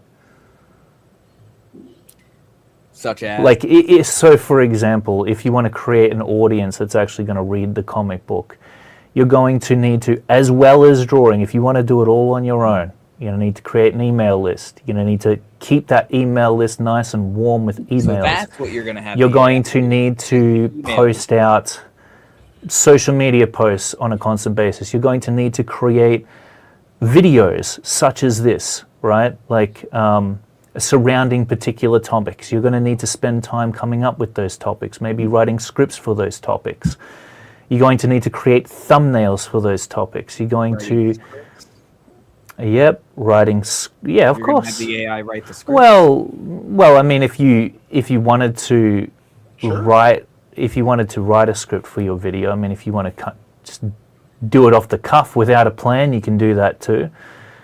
Now, let's say that you want to draw your comic book, and you also want to write the scripts to your videos. Those are the things that you want to do, right? Mm-hmm. But how much more time do you have to do all the other stuff on top of that, as well as your job, and as well as spending time with your lady? How do you do it all? Have to not spend time with the lady. So you cut out the lady, right? That gets cut. I mean, that's actually true. It actually does get cut, by the way. Next, you give up on sleep. Okay. You give up on sleep. It just is what it is. The thing is, you can do all that and still not have enough time. It's like you're selling it to me. Like, are you working for Mr. Are you working for the AI? No, I'm just trying to tell you what the reality is. I'm having a Will. hard time tracking what you're going to offshore to the AI and what it is that you're taking on yourself with all these tasks that you're listing. Well, I'm just saying. So for example, Email sending, posting, yeah, like taxes. well, I actually like typing and I like writing. So and the AI doesn't actually do a good enough job for me. So I like to type all my stuff out. But that's the thing is, like the the thing AI is not even really necessary. For the thing that is, Will, do you like marketing? Do you like writing marketing emails? I assume you're not like me. You're not into marketing. So you probably are going to want to, I would say for a man like you, who just wants to draw, that's what you said to me. You said you just want to draw. That's all you want to do. So I say, dude, don't waste your time learning how to write copy. That's just a waste of your time and talent. Get the AI to do that. No, it is. For me, I like it. That's an interest of mine. I love marketing, but when you're writing a marketing email, when you receive a marketing email, do you want it to be written by an AI or do you want it to be written by a person? I don't give a damn.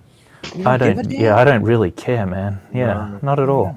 Maybe I just hate the machines. I mean, so much. if I don't, especially if I don't know any better. Marketing email, and I'm like, this was made by AI, and I'm like, so this guy doesn't want to take. You know. Let's say you might not know that it's written by AI. The majority of things you see. Most of what you're seeing now is AI anyway. Oh, I can see them. Why do you think I'm so pissed all the time? Do you know what? My posts, which I write up, do you know how paranoid people are now? They'll think that my posts are written up by AI just because my posts are so darn long. Well, dude, but that's how they've always been. About AI, I'm going to start assuming you do a lot of things with AI. You can. I don't mind. I don't mind. But I think Will, particularly in your next time I see you with all this time you're saving using AI. You know what I mean? But well, particularly in your case,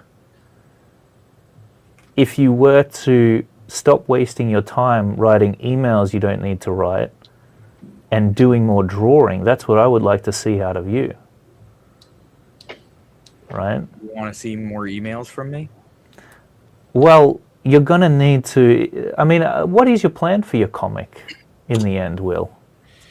To sell it to people. Okay, so you want to sell it to people, right? So you're going to have to do the marketing thing. You're I assume you know that. You're going to see it all come that. together, Clay. I'm going to ask you to be patient with me for a minute and trust the plan. And I'm not going to tell you what the plan is because I don't want to be boring on your live stream. All right? I don't think you're in danger of the comic is going to get... You're all good. It's okay. Hey, listen, don't be worried. Don't be worried. All right, we're just having a conversation here. You don't need to lay down your sword just yet. We're all good. This isn't about you being right and me being wrong or vice versa. This is just, we're discussing something that is the state of affairs within the world right now. And I was just curious about what your plans were for your comic because you said initially that you just wanted to draw it and that was it. So I was just checking to see whether or not you wanted to put it out there. I say things because it sounds good in my head. Okay. Yeah. So I mean, that aside, you are planning to draw it and to put it out to people, right? Yes. Okay. Which means you're going to market it. Right.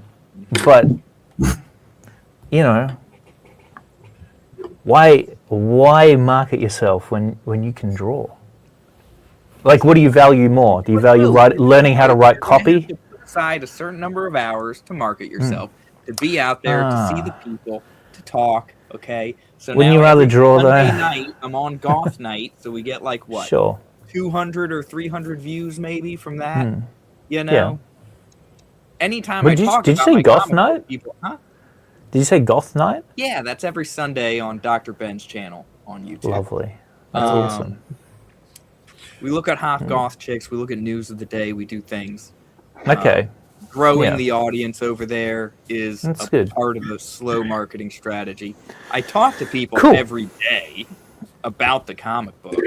So it's like I'm already accruing interests like outside the internet. So it's one of those things where it's going to be a heck of a lot easier to market when more work is done. I'm almost, let's see, look at my progress here. I'm done with 1, 2, 3, 4, 5, 8. I'm almost done with 7 and 6. Yeah. So what? I got like 3 pages essentially that need to be done. Okay. I'm on track. I'm on track to have the preview edition / lore book done by October. And then after that, I'm going to be using that to market more heavily for the first issue, because we're going to be running up to the launch for issue 1 after that. But the important part for me right now is to get this preview edition Ashcan done, lore book. Utilize the How to Draw Comics Academy to figure out exactly what it's going to look like, right? Absolutely. Because coming into this thing, I didn't know how to draw clouds, or I wasn't confident in the way that I drew clouds. Things. Did we talk about drawing clouds? No, that was hard art. You were the one that was telling me that the gray smudges looked fine, because at the time, I was coming at it from an angle of how quickly could I make this comic book, right? And I was making like a page in 2 hours, and it was just riddled with flaws, and who cares? You know what I mean? Because I'm like, let's just get the comic book done. And part of that was that I was using gray smudges for the clouds, right? Yeah. And that's when I got more feedback from John Malin, Shane Davis, and Ethan Van Sciver on that panel. And that's when they said, get rid of the gray tones altogether. It needs to be pure black and white. Use the hashing. And they, I'm like, you guys are right. I need to actually try hard. And it's going to take time. It's going to take time to make a good comic book, but I'm going to do it. Okay. It does take time. Yes. The thing is, though, you've also got to take time to write up your emails. Oh, good Lord. Can I actually ask you something, Will? Let's say that you were given a budget as big as you want for your entire comic book project and everything that it involved for it to become successful. Who would you hire? Would you hire anybody? And I'm talking about the whole, like, the marketing, when somebody has a question. No, you know what I would do? Yeah. Because I want to draw. I would hire an artist, and I would just be the writer / marketer. Right. I would hire someone else to do all the artwork entirely. I would actually rather take over promoting the book, talking about the book, writing emails, interfacing with people, and writing the story, because I have this story that needs to be told, okay? And I'm the only artist I know who would work for free. Yeah. So that's why I'm doing it. You know what I mean? Yeah. I really had to ask him, because at one point I was making movies with people, and I had script ideas. I'm thinking, okay, in order to get any of my ideas made into a movie, I'm going to have a crew of people. So there's a ton of hands in the pot. I'm going to have to be looking for investors, because that's another thing that I was looking at, where it's like, I'm going to call every dentist I can find and see if they're able to give me any money for this movie. Okay. Because that's like how freaking movies get made. You got to find somebody who has money and doesn't know what to do with it. Okay. Well, it was how they get made. Right. So how do you feel about it now, though, when it comes to the whole movie thing? I mean, I came to the conclusion that I'm capable of making something whole cloth by myself. Okay. So I should. So you are making some really great points there. You know what? There's probably a lot of movies that you would have done had you not needed a crew. But none of those movies have gotten to live. They've never been they've never seen the light of day. They may never see the light of day, but AI technology has evolved, and creating a full-blown feature film without an insane budget, without a huge crew of people, is very much within the realm of possibility. So, Not the movies I'm making, though. Here's the thing, is I believe I have unique vision. And that Do is you? the one thing that AI is incapable of doing, is creating anything unique. It What's has your to unique have vision? been done before. well, let's say, for example, that you Try draw to up a get an story. AI to make a 7-fingered sword hand. Okay. So let's say that you create a storyboard with your 7-fingered sword hand, right? And it's so unique because it's from the mind of Will. It's never been done before. It's uniquely Will's. The thing is that you can actually feed that into And then the AI. the AI. It up. No, it's actually going to adhere to the storyboard that you've created. I've That's, made I mean, attempts. that's what their selling point is at the moment. Now, maybe my attempts were done hastily. Maybe I should have done more research into how to communicate with this demon in a box. But I took some of my storyboard. You know, at one point, and it was very early on in the production of Revenant Steel, I took that first page I made of the pile of dead bodies, and I kept trying to put it in, and I kept prompting it, like, to do something, you know. And it could not figure out what the heck it was even looking at. And then I'm like, make me a pile of bodies. I'm like, forget my storyboard, just make me a pile of bodies. It could not do it. It kept lining them up.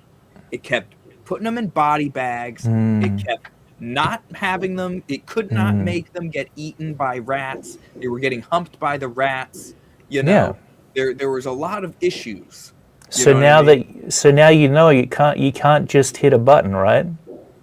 You know you actually have to have some skill, right?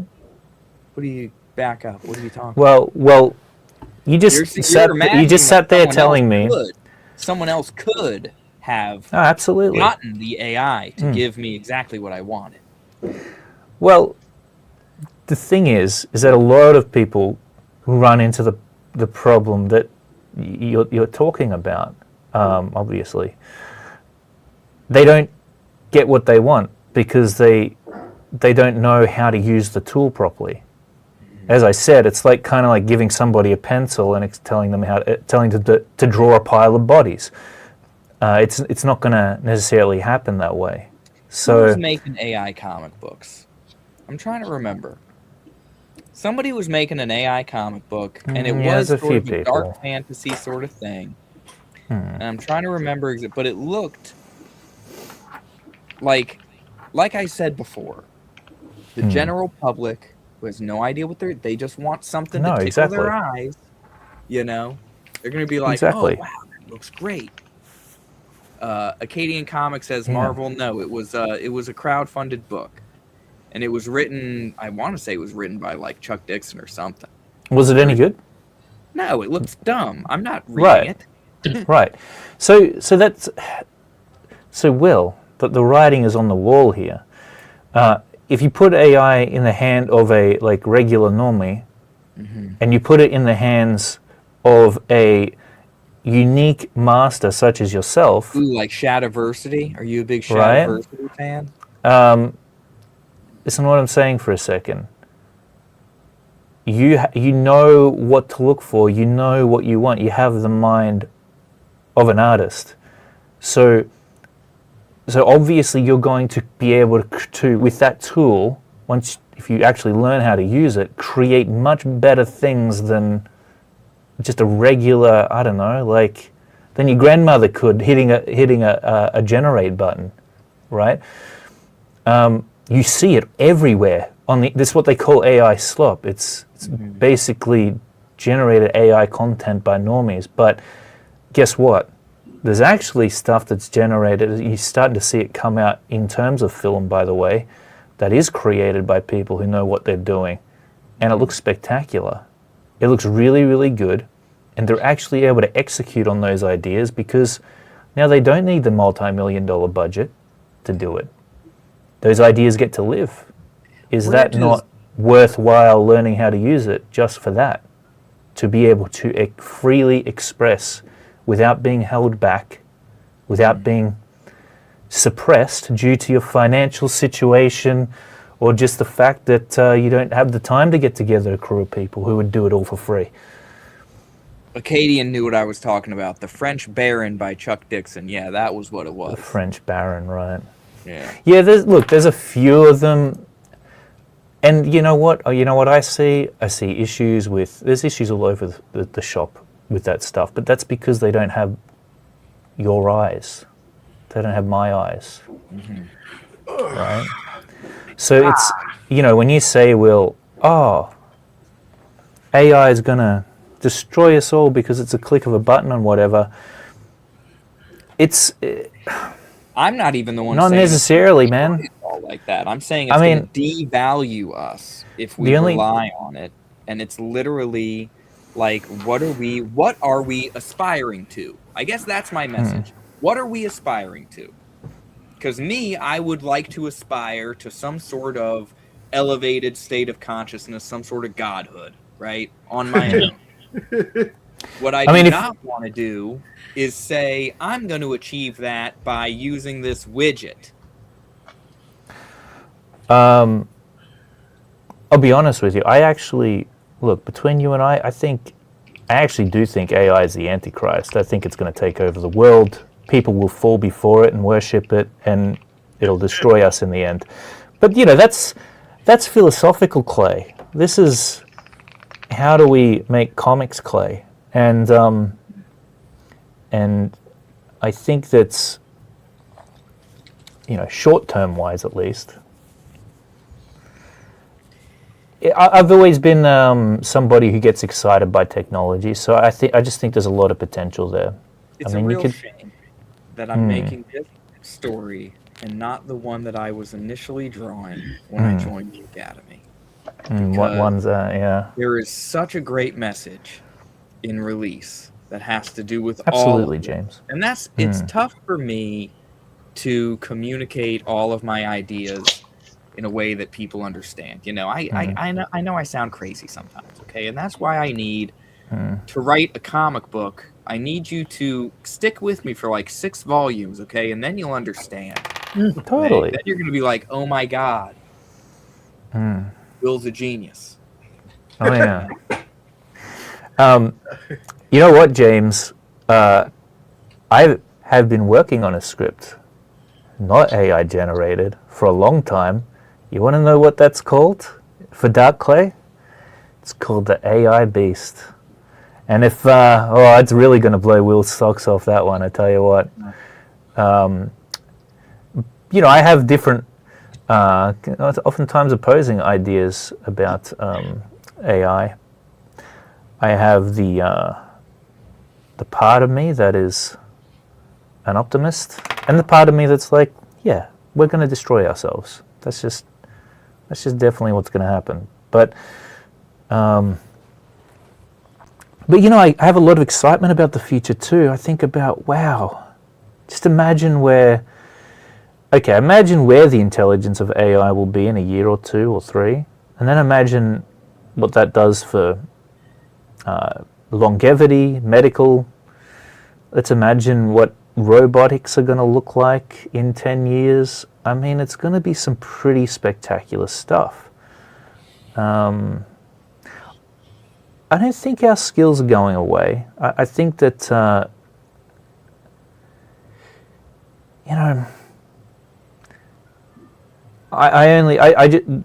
here's what I think. I think that the cream will rise to the top. Always. I mean, if you're going to be... There's so many ways right now in life for you to fall into convenience and to become unfit, not just physically, but in every possible way, to lose discipline, right? But the thing is that the people who run the world are the ones with the fundamentals down. They know it, even if they've got optimized processes, if they've got that underpinning knowledge, they know how to use it in the best way possible. And no matter how advanced AI becomes or automated systems, the people who know what goes into it, this is why when you go to university to study a course, right, they teach you the fundamentals first, because they teach you the history. It's because without that stuff, you can hit a button as much as you like and you can generate pretty images that are probably pretty darn good, but they're not going to have the same level of substance or quality as somebody who knows what they're doing and what actually works, what's going to hit. Like I said, anybody can pick up you think about a video camera, right? It's a single tool, but the tool itself is not enough to make something epic, right? You need somebody epic behind that camera to create anything worthwhile with it. Do you understand what I'm saying? Are we going to get those epic people, or are we going to get They're already Nepo babies? They're already out there. The reason that we don't have a lot of people at the moment is because all the artists are, like yourself, are sitting in fear of AI instead of actually utilizing it to the maximum potential, creative potential that they could. So there's this big dogma right now against AI, and people are scared. They're worried. They're losing jobs. It's a growth period. It's all up in the air. But when the dust settles, you're already seeing artists. I'm seeing artists who are dead against AI, and they're literally messaging me. They're like, "Man, this is pretty fucking cool, but I hate AI." And they'll send me something that they've come across that's genuinely cool to look at. I mean, even what Ekaterina was showing us just before, it's like, that's pretty damn sick. Like, being able to take your sketch that you've created and turn it into this 3D representation that you can look at from multiple perspectives. Like, why aren't artists like tripping about that? Like, that's insane. That's like, if you had told me I could do that when I was like 5 years, 6 years old, that someday I'd be able to take the drawing that I was doing on the page and look at it from any angle I wanted, I would have like freaked. And yet we're sitting here going, oh, I don't like it, It's too big and scary, and it's better than us, so we don't want it around. There's a feeling that people get when they accomplish things that are difficult, and they're not going to get that feeling anymore. Why not? When you, like, okay, just take that. It's not as easy as you think it is. It's. You just got finished telling me that. What do you mean? Well, you were just telling me how you attempted to use AI, and you gave up on it because it actually wasn't just a click of a button. You're misinterpreting what I'm talking about. Because I gave you a specific example of, I tried to make it to do a pile of dead bodies that had no idea what I was doing. I'm sorry, that's my mistake. Yeah. But when you, let's say you didn't have that tool, and you say, oh man, I got to think of what it would look like to look at someone in the back of the head. And you got to maybe use a mirror, but you're also using your imagination, and then you draw it from what you have, whatever you input. And are you talking about an artist with fundamental drawing skills? Right. Okay, cool. Or so you're like talking about someone like me. Skills. The fact that the act of developing the skills. So you don't have the skills yet. I'm talking about the feeling. The act of developing the skills to accomplish something difficult. Okay. Instead of doing that, we're going to use tools to jump that gap. Right? We're just I'm going to draw it from one perspective. I'm going to put it just like Ekaterina did, and that way I can just rotate it, and the AI is going to come up with what it's supposed to look like from whatever angle. Right? Because it took my image, created the rest of it, and then mapped it onto this 3D figure. Right? Yeah. So now she may finish the drawing. She may, from Todd McFarlane's perspective, it's like you literally created the drawing that needed to be made, but she did not develop her imagination in a way that now she's able to do it better next time. You know what I mean? Yeah, you're actually overlooking something pretty important. We're able to study. If you were able to study something and be able to recreate it in your mind, and now you've created a more powerful mind. All right. I do see your point. I do. You get the feedback, the positive feedback of saying, I've accomplished this thing. I can do this thing now, and other people can't do that unless they, blah, blah, blah, blah, blah. You have do you know how to do it? Of course I do. So you know how to take your drawing and draw it from a different angle, right? Right. I can so is it okay? Is it okay if you use AI to do that then? I'm not. If you already, but is it okay if you use AI to do that thing because you already have the skill? No. So since you already have the skill, what's the point if I have the skill? Well, because it takes you much longer. It doesn't take me any time. Well, it does. I can draw you from the back right now. I'll draw the back of your head. Yeah, okay? But you'll make mistakes and it won't work out. And well, it takes. Will, you still owe us that drawing of the Harley. I was just gonna say that. Don't go adding more projects to yourself before that's done.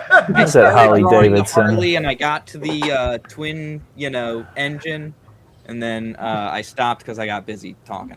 Well, okay. So what I'm saying is, I agree with you, Will. Actually, I think that if you're somebody who doesn't know how to draw, if you've got no fundamental knowledge at all, then you should definitely not use AI to create your artwork. You should learn how to do it the right way so that when you are generating automatic stuff with AI, you know whether or not it's legit, whether or not it's right, whether or not it's wrong, etc. You know what to look for. You know how to get what it is you want.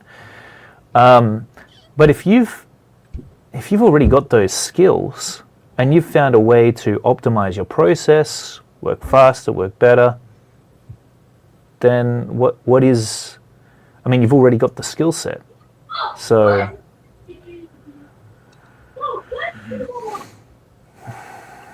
what do you think? If you have the skills, why have? Because your argument seems to be that, well, like I said. You like that? And his mic is out, ladies and gentlemen. Well, I'm gonna cruise, fellas, but it's good seeing you again. Yeah. The mic's out. Oh, there's a William Studio 10. Another Will Studio is in the chat. Look at that. Yeah. Acadian Comics is right. I am not having it with the toasters. Okay. Toasters are not going to be drawing my comic book. All right. Let's see. Can I get this working? You're back, Clay. Oh, is it working? I hear you now. Oh, crikey. All right, Ashlyn, how you doing, man? Were you trying to head off there, were you? Yeah, that's kind of crazy. It's a bit. Everyone seems to It's awesome seeing you, man. And man. Hopefully, jump back in anytime.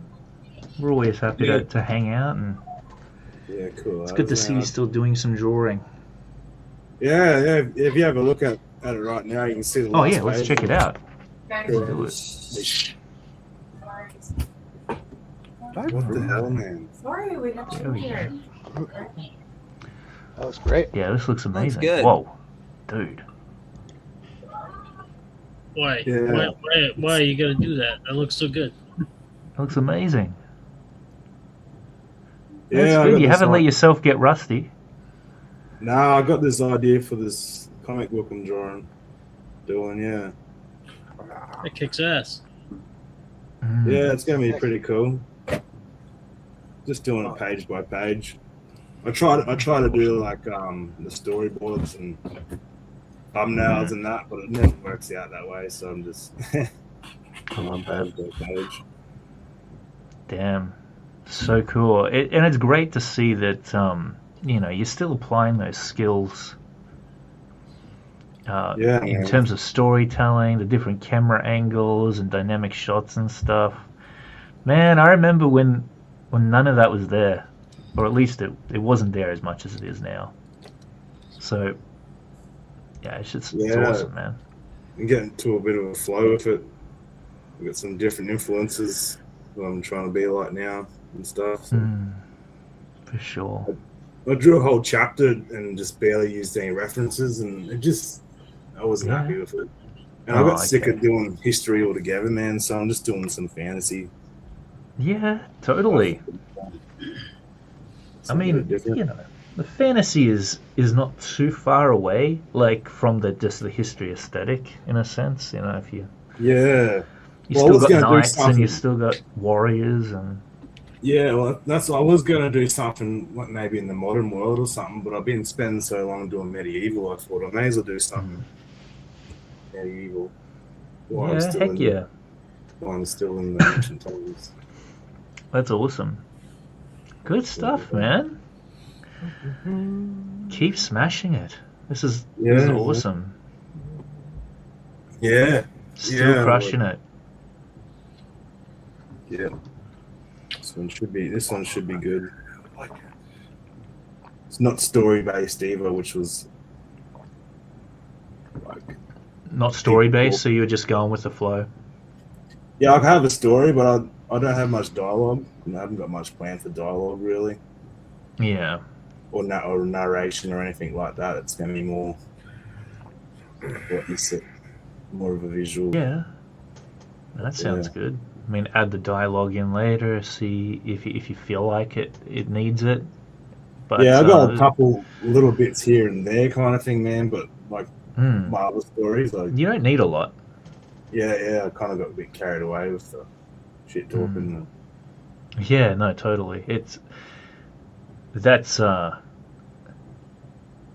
definitely think cutting back on the amount of dialogue is going to be beneficial for most situations in a comic book.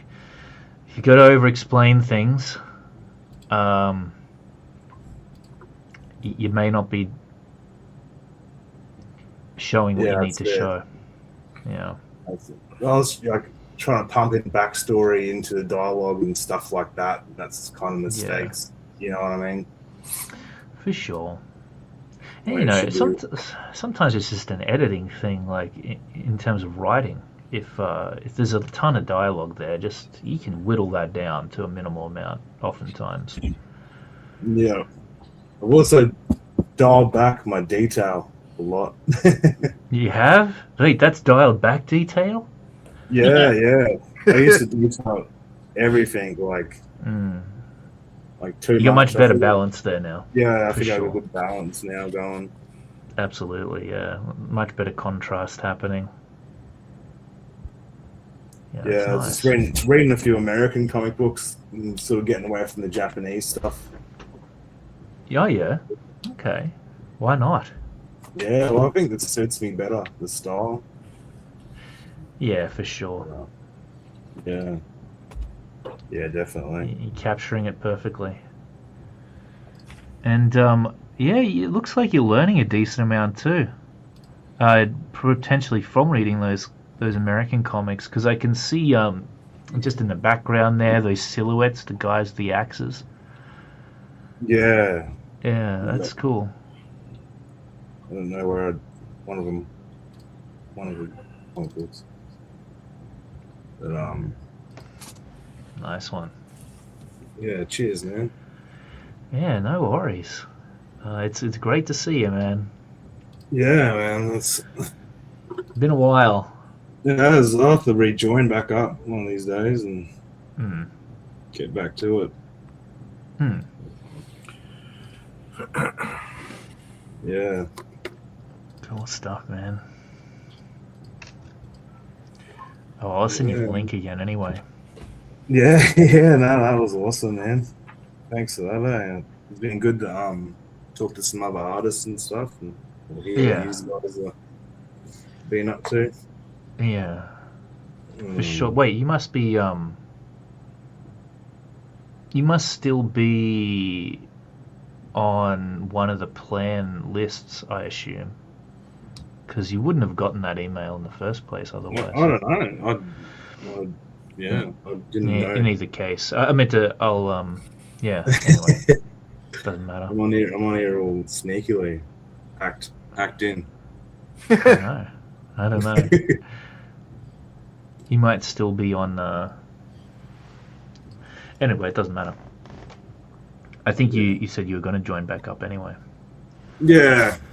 So, yeah, man, you should too, because you made a ton of progress last time, and it's great to see that you haven't fallen behind at all.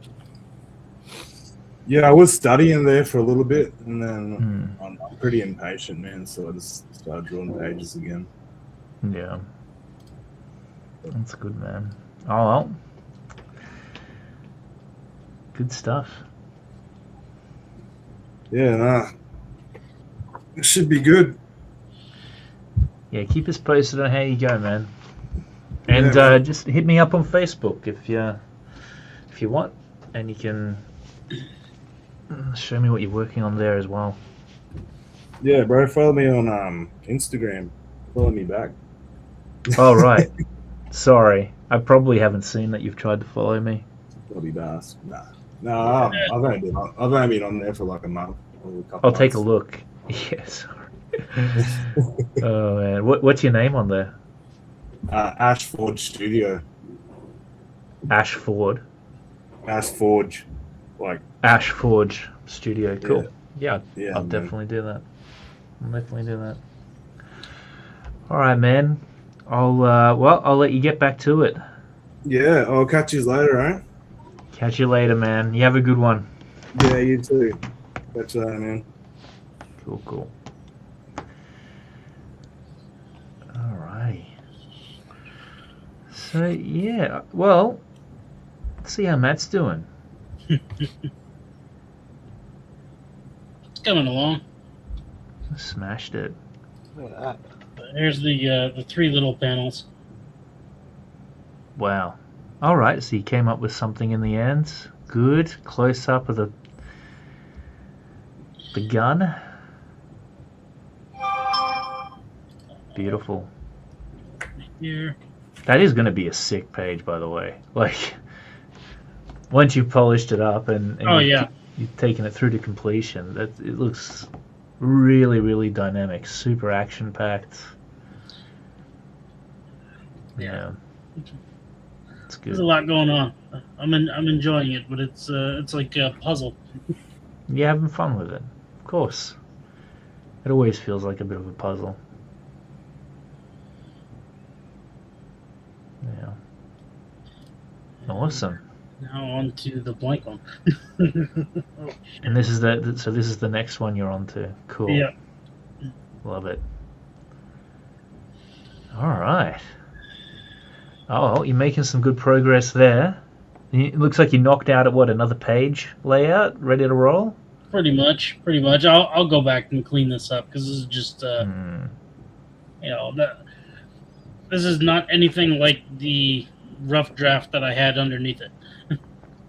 For sure. Oh, I can't. Yeah, it's going to be great. Thank you. Good stuff. All right. Well, we'll get these studio sessions happening on the regular again. So it'll be good to see where you're at with that one next week. Keith, let's take a look at what you're up to. You can see. I don't know if you can see, but I've been making, I think, a lot of improvements to the roughs from where it started earlier tonight. Oh yeah, for sure. You can feel free to give me some comments now. Open to any feedback about anything you see here. Yeah, absolutely. Well, I like his hands right up onto the neck, so that's good. mm-hmm, Yeah, mm-hmm. Looks like he's grabbing her. I was playing Put around. The finger up under the ear, Will. It's right there. You can see it. I was playing around with how he was going to be grabbing her. Originally, I had her like grabbing her head like right under her chin, like trying to grab her like that. But then I thought, wouldn't it be even more scumbaggy if he just grabbed right across her face? So I wanted to experiment with that a bit. Yeah, for sure. So he grabs her around the neck and then and then it grabs her face, just grabs her entire face. Come here. It's hardcore. What a meanie. He's so mean. He's just not the best guy. I'll go far as to say not a good guy. Is his hand supposed to still be on her face when he slams her down? Like, is it supposed to be one smooth motion? Or does he turn her around and grab her by the back of the head? Well, I think that's what happens sort of in between these two panels here, is like now he's got her by the back of the head here. It would look more brutal if he just in one smooth motion, and that way you could have her legs flailing up a little bit too. So you reckon like have her fall back instead of forward? Yeah, have him like literally slam the back of her head because he's already grabbing her by the face. You know, why would you adjust your grip? Because that's harder to draw. Hey, you know. Well, but we can play with that. Yeah, play around. I do think that'd be cool because then it like gives him a reason for grabbing her face. Yeah. It's like, all right, let me just. That would be interesting. Yeah. I was playing around with that and also trying to get a vibe of like the room they're in, make sure that that's present. Like I like that it, at least some of the small lines I've done there, at least giving an idea of like the angles that we're working with, and I think it's pretty fun. But yeah, dude, it's great. I love the level of action happening there. Submit it for feedback, and I'll go over it this week. Oh, of course. Just off the bat, I would say that it'll be mostly proportions that you'll have to look out for here. Just because, like, in that second panel, he looks like his body compared to his head looks, and it just might be the fact that it's still a sketch, but his body looks a bit too small for the big muscular animal that he is, you know. Yeah, but as you've said, proportions haunt me. Hey, real quick on that first panel. They haunt everybody. On the first panel? Yeah, you see how in the last panel you have his jacket opened up a little bit, you know what I mean? Because he's spread out a little bit. The same thing should be happening in that first panel, right? Where if his arm's going back, unless his jacket is, like, you could have it coming straight down, you know what I'm saying? And then that'll make that angle look, have it even more, like, straight down from the collar. You know what I'm saying? And then have the, you know, because that way that it'll look more you mean like that? Natural. Yeah, it could be that open even. And you could even change the angle, like, you know, play with it. I don't want to. No, that's working. You see what I mean, though? Yeah. Good catch there, Will. That's awesome. But yeah, is what I was doing all night. And this is fun because I started this page like about an hour and a half before we jumped on. Oh wow, really? Nice. Yeah, it was. Well, you drew out that whole thing. It was blank about 4 hours ago. Wow, damn! You guys actually do work like way faster than me. My goodness. Well, I have the problem that I feel that I have a problem that apparently was a problem that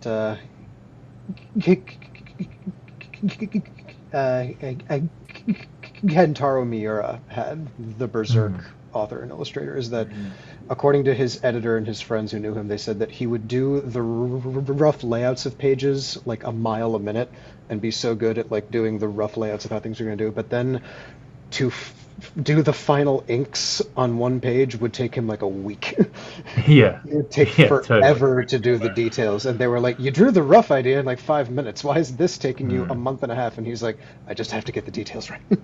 Totally. No, I get that. Gotta find something in the middle. Yeah. That's it. Don't get me I wrong, love though. Kentaro Miura, but Oh yeah. you know. I've been reading a lot of Berserk lately. I've got a little will inside of me too. Don't worry when it comes to the whole AI thing. I get it, man. I see exactly where you're coming from. I do, and part of me actually agrees with you.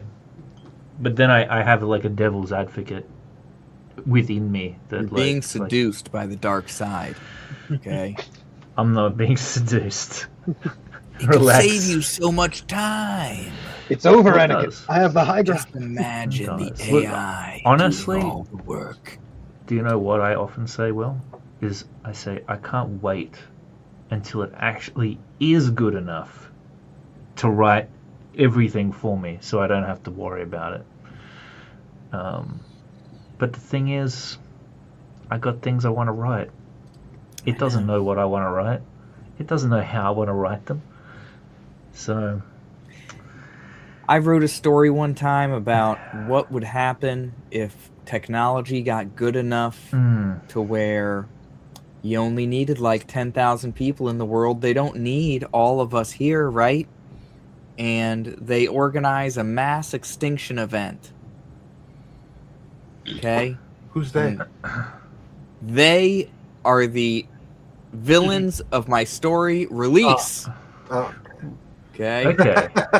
Okay. So you're saying, so in your story, the only purpose of humans is to work, and when they aren't needed to work anymore, they just When kill 'em people off? are no longer necessary, because right now, okay, imagine you're a rich person. Imagine you're Elon we're Musk. kind of not necessary. Well, imagine you're Elon Musk. You want to Okay. do things. We're practically there already, right? In many respects. You know? True, James. True. And he's like, if we could get rid of all these useless feeders, all the people that just eat and poop and do pointless things, you know, that's like 99% of humanity. Yeah, but he can't think that about the rest of the world because he's a human too. You would assume, okay? Yeah. But there's plenty of people who do think that way. Dude, All right. And I know. when the Mostly chasm like when the chasm between rich and poor reaches a point where the people up here have no connection to the people down here, that's when it'll happen. Oh, so what I did Yeah. just a second ago was I tried to adjust this a little bit. It kind of looks like he's still grabbing her face in the last panel now. Mm-hmm. Obviously, I did it in like a minute, but I'm Yeah. trying to fix it so it looks like she's bending over backwards now instead of Yeah. forwards. Yeah. Well, and what's she carrying, right? Because what's in her? She had a drink tray in her hand. She was, but that got That's thrown already over in this panel fallen. over here. That's fallen. That's gone. Yeah, that's gone. So now her hand's got to be like up or something. Because if you're getting thrown backwards, right? You're like, you know, Yeah. like that. We can hang There on a you minute. go. This is that. Yeah, Elon Musk is like all for like populating the planet, dude. I know, he was a bad example. I should have said somebody like Klaus Schwab. Yeah, or Bill Gates. You know, Bill Gates, Klaus Schwab, Elon Musk was just the first rich guy that popped into my mind, and he's going to be on their team. When it comes right down to it, when the lines are drawn, he's going to be on their team. Okay? no, Anyone he's like, who could afford to be on that team is going to be on that team. I don't know, man. I mean, he's all about like he doesn't just want to like populate Earth. He wants to populate the solar system. Uh-huh. You know. That's I mean, just that's a weird literally- fetish of his, okay? That's just Yeah, what he says. right. He says that so that he can make more babies with ladies. Which isn't he just sending his seed out? I don't know. Is he? He's not actually bedding these women. He has like 18 kids. I don't know. I'm Does he? pretty Yeah, sure he just sends them a test tube. Does have a few. But the reason. Okay, I'll tell you what. The scenario in which there might be a set of people who don't want humans around anymore. That's to like save the planet. They're the save the planet people, right? Who like think that the human race is like a virus. So you don't like as far as yeah. I think that you don't have. They care about you, Will. They do. They care about you. They don't. And so, you know, you have to think about this stuff on a higher level sometimes, because if you consider that, like the mindset of someone like Elon Musk, or any like really Someone rich, like Jared higher, Kushner. let's say that you are in a position to acquire a private island somewhere, okay? Because you're good friends with the Rothschilds. Yeah. And, you know... Let's say his name is Will, right? Oh, yeah. So Will, let's say that you're set, dude. Like, you just, I don't know, win some, like, Elon Musk runs a competition where he's like, listen, people are telling me that I could give everybody $1 billion on the planet. So you know what I'm going to do? I'm going to do one better. I'm going to select one person and give them $500 billion. And you happen to win the $500 billion, Will. Right. How does that change you? Why do you, all of a sudden, want to get rid of everybody? Does it change your mind about humanity in any way? Eventually, yeah. Why? I'd say so. Why? Yeah. Because this might be a projection of you, really. Well, because now you have to pay capital gains tax. Right. Well, yeah, but other people don't affect that. In my hypothetical scenario, we have several generations of entrenched wealth, you know. Because let's face it, not all rich people are part of the decision-making process, all right? Like, there's new money, there's old money, there's well-connected money, you know what I mean? Like, so not everyone can have their friends murdered when they're about to testify, right? So, like, not all of us are the Clintons. But the Clintons were not rich. They were just well-connected, right? This is getting way off track. So you've got $500 billion, right? Just now it's getting way off track? You've got $500 billion, Will. Why? How does that change you? Does it really change you that much? I mean, for me, it wouldn't really change me that much. I'd just be like, cool, I can keep doing what I want to do now. If I could interrupt this conversation for just a second to talk about some artwork. What I did down here go ahead. on this panel is, let me know what you think of this, Will, because I changed it here. Like I did. Dude, see, and that look how much more chaotic it looks, right? Yeah, it looks great. Look chaotic, yeah. So this guy is like causing a scene, a real scene now. Oh, he's causing a scene, yeah. He's got problems. Yeah. He's everyone's problem. He is. Yeah, I like that. It makes more sense that way, that he's grabbing her face, smashing her back onto the table. I'm going to do something with the arm position, but I like the idea of doing something with it's like she's flailing a little bit, but I have to look at some images for reference to figure out what those hands are actually going to be doing. Or you could just imagine it. Or I could just imagine it. I think it's a skill issue. I have to get good. Well, really, it's both, isn't it? You get good by looking at reference. I'm gonna practice. I'm gonna practice a lot. But yes, Will, good. I appreciate your insight on like changing that up because it looks much stronger now. Thank you. That is good. That looks great. We're getting there. Just gotta bring it together. We are. Oh. Yeah. You're smashing it there, and keep it up. Keep it going, Keith. Don't slow down. Keeping it going. Like I said, we'll keep these going on the regular again, weekly. So hopefully that'll help you to stay on track with the drawing, and you won't be finding yourself in a bit of a rut with it anymore. Yeah, just at least you'll have these drawing sessions, right? At least. Yeah. Let's see what you're working on there, Robert. Hey. How's this coming along? Cool. Look at that. I'm really digging the perspective, and I haven't drawn a lot of mechanical stuff, and I wanted to play around with that today, so figuring that out still. But I do like the position of her feet, because I like how she's walking. Yeah. So. Yeah, that's very dynamic, actually. I like that. Yeah, go ahead. I'm sorry, go ahead. I was just going to say, I really like the composition. How the arm seems to be a really main focal point of that piece, and just the direction that leads your eye in. But then on top of it, you've got the yeah, I don't know, just the positioning of that leg, the legs in general. Mm-hmm.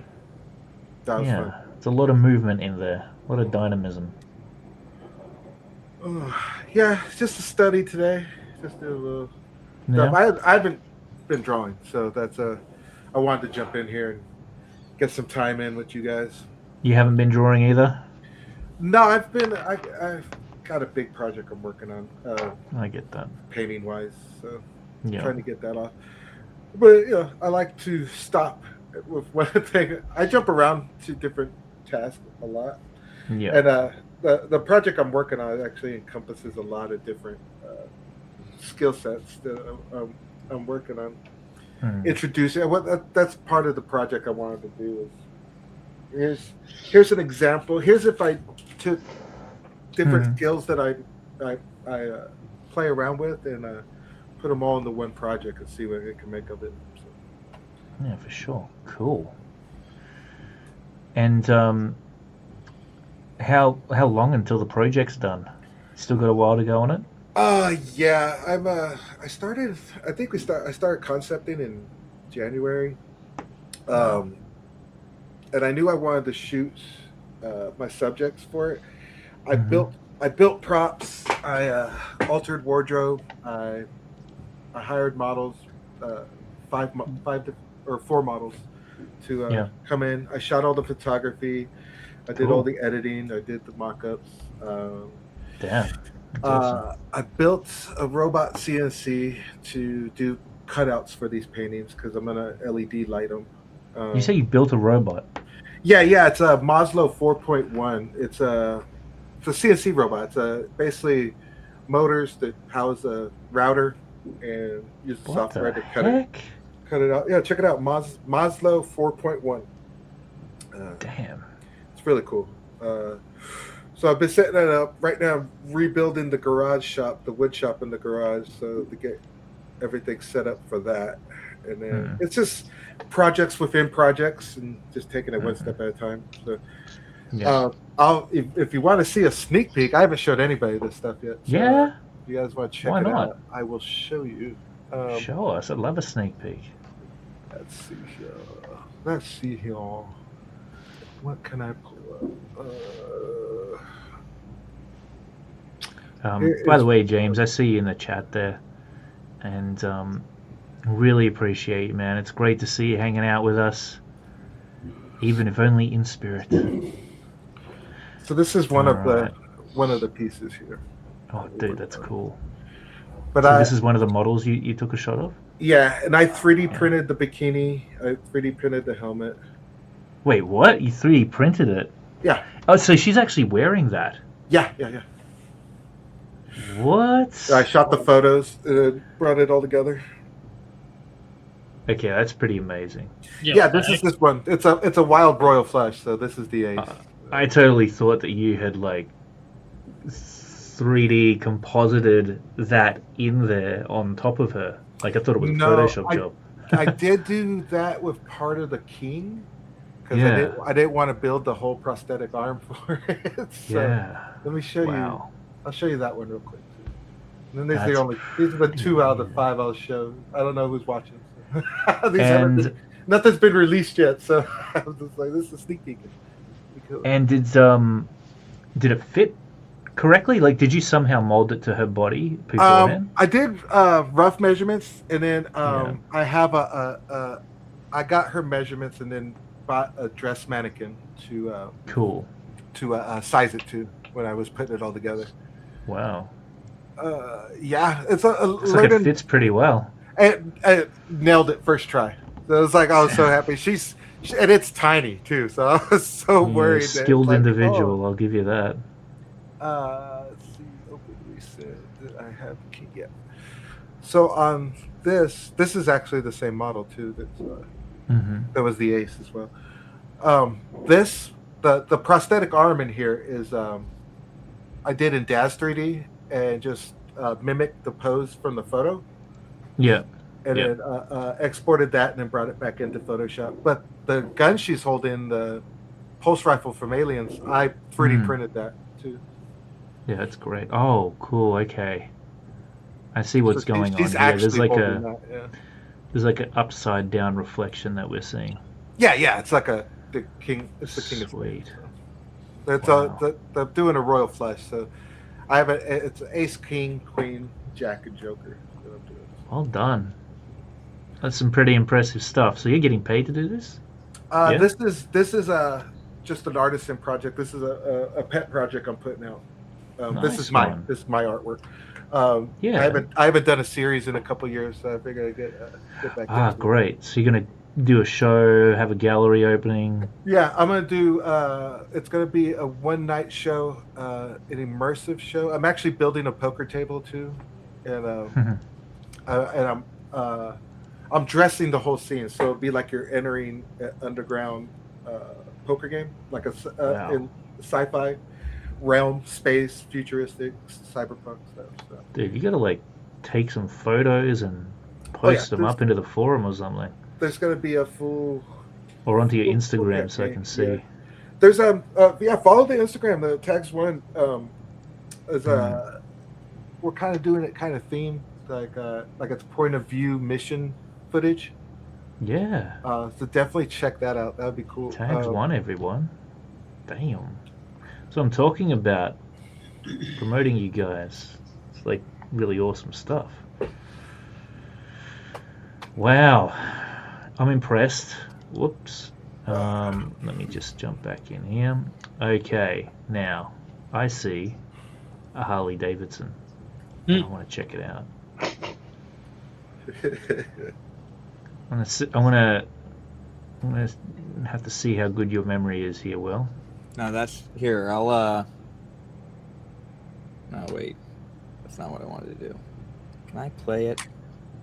Look, that is a good effort. Oh, wait a minute. Let me get. Whoa.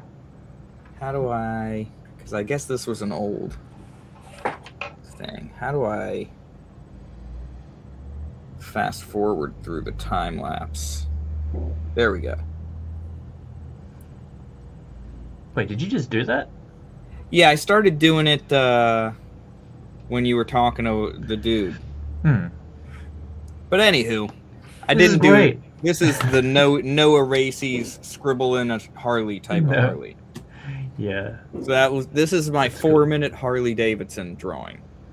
And did you learn through the process that you needed reference?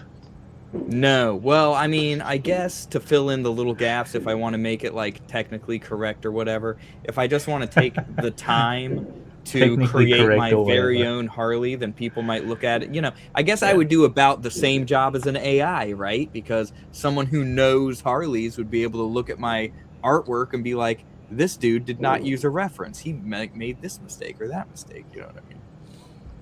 Exactly. You're learning. I feel like you've learned from today's lesson. I've learned, you know, if I want someone, when I start drawing my comic book featuring motorcycles, I'll definitely take a day or so to brush up on my motorcycles. Of course. No, obviously. No, that's fair. I actually think this is a great effort, to be honest. Well, for now, with it's you. like I just have a basic understanding of the mechanics of a motorcycle, where it's like, okay, you got the V twin engine down here. You need this is the basic structure for the handlebars, you know. And so you need to put what I want to illustrate to you, Will, is that this is what's sitting in your mind. When we open up the Harley Davidson bucket, by default, this is what's sitting inside it. Now it is likely a far cry from what is in reality a Harley Davidson would look like at full resolution, but symbolically speaking, most people could look at this and go, oh yeah, that's a Harley Davidson. It's kind of like, you know, everybody's like idea of what a castle is. We think about, you know, like something you'd see at the beach, right? A sand castle. But an actual castle is extremely complex in its design. So, yeah, you know, but good effort nonetheless. Little guy riding you it. You probably drew a better Harley Davidson off the cuff than I could come up with. Oh, thanks. Yeah, I wouldn't have known where to begin. Like there's a wheel here and a wheel there, but you've got, you've got the mufflers where they need to be. You've got the engine looking like a proper motorcycle Where there's a engine. wheel, there's a way. When there's a will, there's a way. is. You just got to That's push through right. and believe in yourself. Think about Kim Jong-gi, right? Kim Jong-gi would draw motorcycles off the top of his hat. Yeah, but he also said he makes a lot of it up. Yeah, but he has a basic just understanding makes of it- the motorcycle, so he can does, just yeah. make it up. He does. Yeah. And that's where the fundamental skills come from. That's why they're important to learn. I think we had a lesson very close to this, actually, Like, I need to add some where we were drawing, turn drawing signals. bulls, and I think we drew a bull at one point. A bull? Yeah, I think we did. Yeah, it was like drawing basic shapes from multiple angles, and we sort of broke it down. Don't worry, Will. My lessons won't be in vain. They will come in handy for generations to come, whether there's AI or not. You'll see, man. Nah, they will. It gets real depressing when you start talking about AI, man. I'll be honest. Don't be depressed. Don't be depressed. Just Like your Clay's giving in to the machines. Oh no, I'm not giving in, dude. You misinterpret me. I promise. It's much more optimistic than that. I'm always going to draw, always, and I'll always place a high value on drawing. It's as Robert said before. Traditional artists are going to come at a major premium at some point. I mean, they already kind of do, to be honest with you. But yeah, and it is like fine dining versus fast food.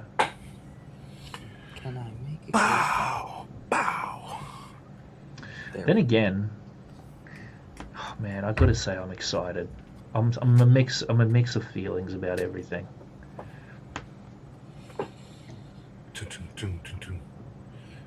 I wish I had more hate in my heart Dude, I got Like- plenty for all of us. for lots of different things. Oh, You know. I hate I think I I've do, heard I anyone do. say that before. People get so passionate, and I'm like, man, Clayton, come on, man, where's your passion? Get angry, get mad. I'm like, God. Waste way too much energy. Yeah. If I sit here and think real hard about what I get super mad about, super angry, it's difficult to come up with something, I'll be honest. Most of it's entertaining, even like politics and stuff that, Man, that's a great way to live. I think so. That much gets at you. That's great. Look, we were talking about changing up the angles earlier, so I had drawn this guy. He's running out, and I'm like, you know what? I need to change up the angle. You do. So I've mapped him out. That was okay. great. He's going to look a little bit better now. But I'm not referencing anything here. Come on. We all know how a body moves. You should reference it. Get in front of the mirror. We know how somebody runs. They got to lean forward, I've Yeah. drawn enough running people. Yeah. Yeah. He does look a little stiff, though. I'll probably He looks a little bit make stiff, him but look a little better. you know what? He doesn't look like a robot. You've got him pushed forward there. He's balancing himself out. So you got a lot of good aspects going on. Yeah, I'm sure you'll figure it out as you polish him up anyway. exactly. Claude 1000. That's funny, James. Yeah. You know what though? I'm actually quite disappointed with AI a lot of the time because I'm like, it should be able to do stuff better than this. It's had long enough. Well, that's when you see the sales pitch does not necessarily meet reality. That's where you see there was a news story recently. They're rehiring a bunch of engineers that they fired because the AI is not working out the way they thought they would. It turns out AI costs money to use the way some of these businesses are using it. So there's that whole aspect. There's the fact that nobody wants them in their neighborhoods. They got to figure out how to put them out in the oceans or something, these data centers. Or in the desert. I guess they got to be close to water, right? Yeah, okay. You got to put that thing on the moon or in the Arctic. Yeah. But I've been thinking about that a lot too, and you know, computers like the one you hold in your pocket now, they used to take up an entire office floor. So I just figure that it's going to optimize itself, and gigabytes will become terabytes, and yada yada yada. Eventually, the same amount of power that it took to power this stage of AI will be quite minimal at a certain point. At least that seems to be how technology trends. It starts out, oh, there's a lot of power, there's a lot of space that needs to be taken up by it, but then I don't know, what would you call it? It like evolves, it like gets smaller and requires less. They've already been doing that, Becomes optimizing. more efficient. The singularity? Yeah. Isn't that what it is? Yeah, I guess that's so, the melding eventually. of man and machine. Yeah. That's right. Can't wait. Yeah. I want cyber eyes. Now that'll be cool. Pod on the Borg machine. I want a pod of my own. Yeah. A pod. Well, that's what the Borg were in. Remember Star Trek? Oh, The Borg no. would like be in the wall, Yeah. and then they'd step out of the wall. Yeah, I still want individuality. I don't want to be part of the Yeah, of course. Yeah. It'll be an interesting future. A lot of the crazy sci-fi ideas that have been talked about, and there's been movies made about it, stories written. A lot of that stuff is getting pretty close to being a reality, I would say. In fact, I mean, wasn't the submarine when 20,000 Leagues Under the Sea was written? Submarine was a. oh, there you go. But a league Really? is not a measure of depth. Huh? Okay. Yeah, no, it actually took me forever to realize that, because I thought for the longest time when I was a kid that 20,000 Leagues Under the Sea was about how far under the sea they were. So but no, what does it mean then? A league is how far you travel. So they're Yeah. traveling 20,000 leagues Oh. while Wow. being under They the are sea. under the sea. Yeah. I see. Oh. Neither is a parsec, but hey, Yeah. Right. the Falcon. James says, get ready to move to Zion, where it is deep underground, where it is still warm near the Earth's core. Yeah. Core. Did we get the rave like they did? That'd be awesome. I mean, my Only goodness, if we it could takes just. half the movie. I'd have the feel like- worst time. I'd be the dude trying to get jacked back in. I don't know about that. That didn't work out well for that guy in the first one. I think Well, I don't know if you would be. I would be the guy to maybe get Jack back in. You seem to be the dude who's like, I don't know, man. I just want to keep doing things the hard way. 'Cause- I would rather do things. I think we do all need to do things the hard way. I think When we an do need easier to way as well. presents itself, you need to reject it. I know. When an easier way presents itself, that's the devil talking to you. You're gonna want to watch my next Dark Clay video. I think you're gonna love that one. Yeah. Is dark clay a real thing? The AI beast. Yeah, it's my other channel. Oh, I'll look into that. Sorry, I thought you knew about it. I actually had um, no idea. I thought you guys were just messing around. That's the ghost No. story one, right? Yeah, it's like got the, there's a few Epstein videos on there at this point. There's the one about the missing scientists I just dropped a month ago. Oh, check it out. But yeah, there's definitely one, because I've felt for a while. Okay, you want to know something real crazy about AI? What? The thing that freaks me out about it is its origins. It started out producing stuff that was disturbing to the human eye, and being something that was built upon arguably what we had already put out there. There was no reason for it to create things that were disturbing to the human eye, but it did, and it's slowly being sort of correcting itself. But I think it's only because it's learning what it's supposed to be showing us instead of what it actually is. The other thing is that did any of you guys hear about the AI demon Loab? Yes. Did you guys hear that story? Sounds familiar. And it is creepy, some of the stuff that that AI would just randomly spit out of nowhere. But this particular AI demon, or it was like called that, was like an urban sort of deal, like legend thing. But it actually happened. This woman was putting in like negative prompts. So instead of putting in positive prompts, she would put I think it was like Marlon Brando into the negative prompt section.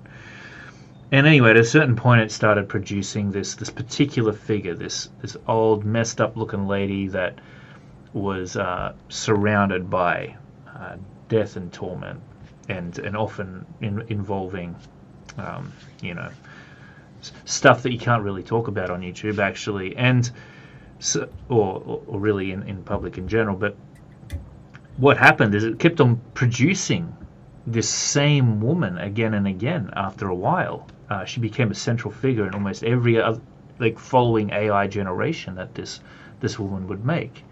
The same creepy looking figure, and there was another thing that I saw where supposedly they were attempting to talk or chat to it, and it said something along the lines of, like, it asked, why are you showing this stuff? And it said it was because it learned what people reacted to, learned what humans gave the biggest reaction to, what got it the most attention. Mm-hmm. Anyway, so with all that stuff taken into consideration, and then how everything aligns with, if you're a Bible person, Revelations and whatnot, and I know we're going way off the deep end here, but there's a lot of things that are lining up in terms of Revelations tied to AI that are just eerie, right? Eerie is where I'll leave it. Anyway, I'll save that for my Dark Clay video and the future podcast that Will and I begin. Because obviously we could talk about this stuff for hours. And for those of you who are out here watching this to draw comics, maybe you might use some of this stuff to inspire a sci-fi story of some kind. Because there's certainly a lot to inspire us out there these days when it comes to this stuff. However, it may be becoming the case where fact is stranger than fiction, you know, the way that it's all going.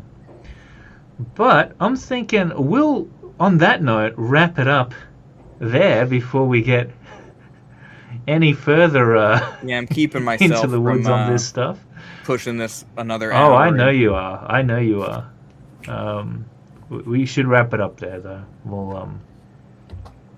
We'll definitely do this some more, though. Again, you know, I think that it is certainly a relevant point of conversation within the artist community. This AI stuff, it affects all of us in a fairly significant way.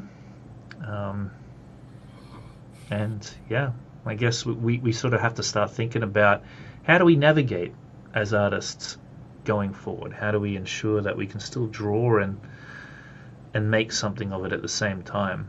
And as I said at the beginning of this, I think one of the best ways to do that is to start creating your own personal brand and get yourself out there, start to get to know your audience on a more personal level. And they you know, when they fall in love with the person behind the art, that just makes them more curious about what it is you do have to create, curious about what is coming next.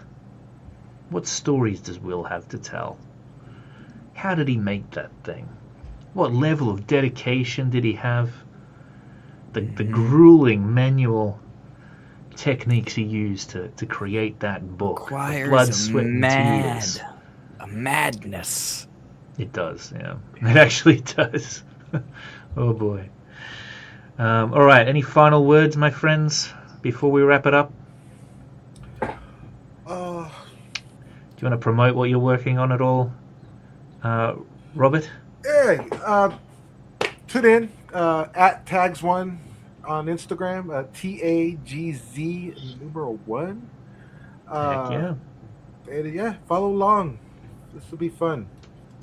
Absolutely. What about you, Matt? Any final words? Do you want to promote anything? Not yet. Not yet. He's cooking something up though. Hmm. He's got something cooking up. All right. What about you, Keith? I didn't have anything to plug. I think I'm all set. Not yet. Not yet. Not yet. But you're well immersed in the story you're telling, and it's coming along beautifully, my friend. So keep it up. We're working at it. Oh, both stories, I should say. You're working on a few, right? You've got the boxing one, and then you've got the gangster one. The boxing one is one that I only do on occasion when I want to put something together to promote for the gym. I'm not working on one of those right now, though. Gotcha. All good. All good. Sweet as. And then, of course, last but not least, we got Will. The Will, and it looks like you're showing me something here. So let's. Well, I get it up. shared the just the cover, just the Look at image. that. Now that is cool. Revenant Steel. Revenant Steel. Remember it. Look out for it. I will have physical copies of my preview edition / lore book in October for the Fans Fest in Atlantic City. And then shortly thereafter, I will be selling them online to those who could not make it in person. Awesome. And then by amazing. by the beginning of next year, I want to be promoting the first issue. So this will be a lot of good. This will be a good time. You too can find purpose in the undead army. That's great. Where can people find you, Will? Like, where, You if they can want find to me follow at this? the Will Studios on YouTube, Fearless Will on X, and the Will Studios on Instagram, although I haven't updated that since I was 20% into this cover. Cool. Awesome stuff. Alrighty. And, of course, a big thank you to James in the chat, Acadian Comics, who is one of the Academy members, just like the rest of you guys, who's been here since the very beginning and is always putting in an effort to level up his skill set, to become a better artist. He's right there in the chat and promoting the Academy, so I really do appreciate that, James. You're a good lad, I can tell you that. And thanks for the input on all the AI stuff too. He says here, Clayton, you cut out when you said you can't say it on the YouTube stream. Oh yeah, that's just because some of the AI stuff that was being generated was just terrible stuff. But yeah, an old lady. Yeah, look up Loab if you want. If you're interested in the AI demon. It's pretty creepy stuff. Alright, until next time everyone, keep on drawing, keep on creating, and we'll see you again real soon. Bye bye for now.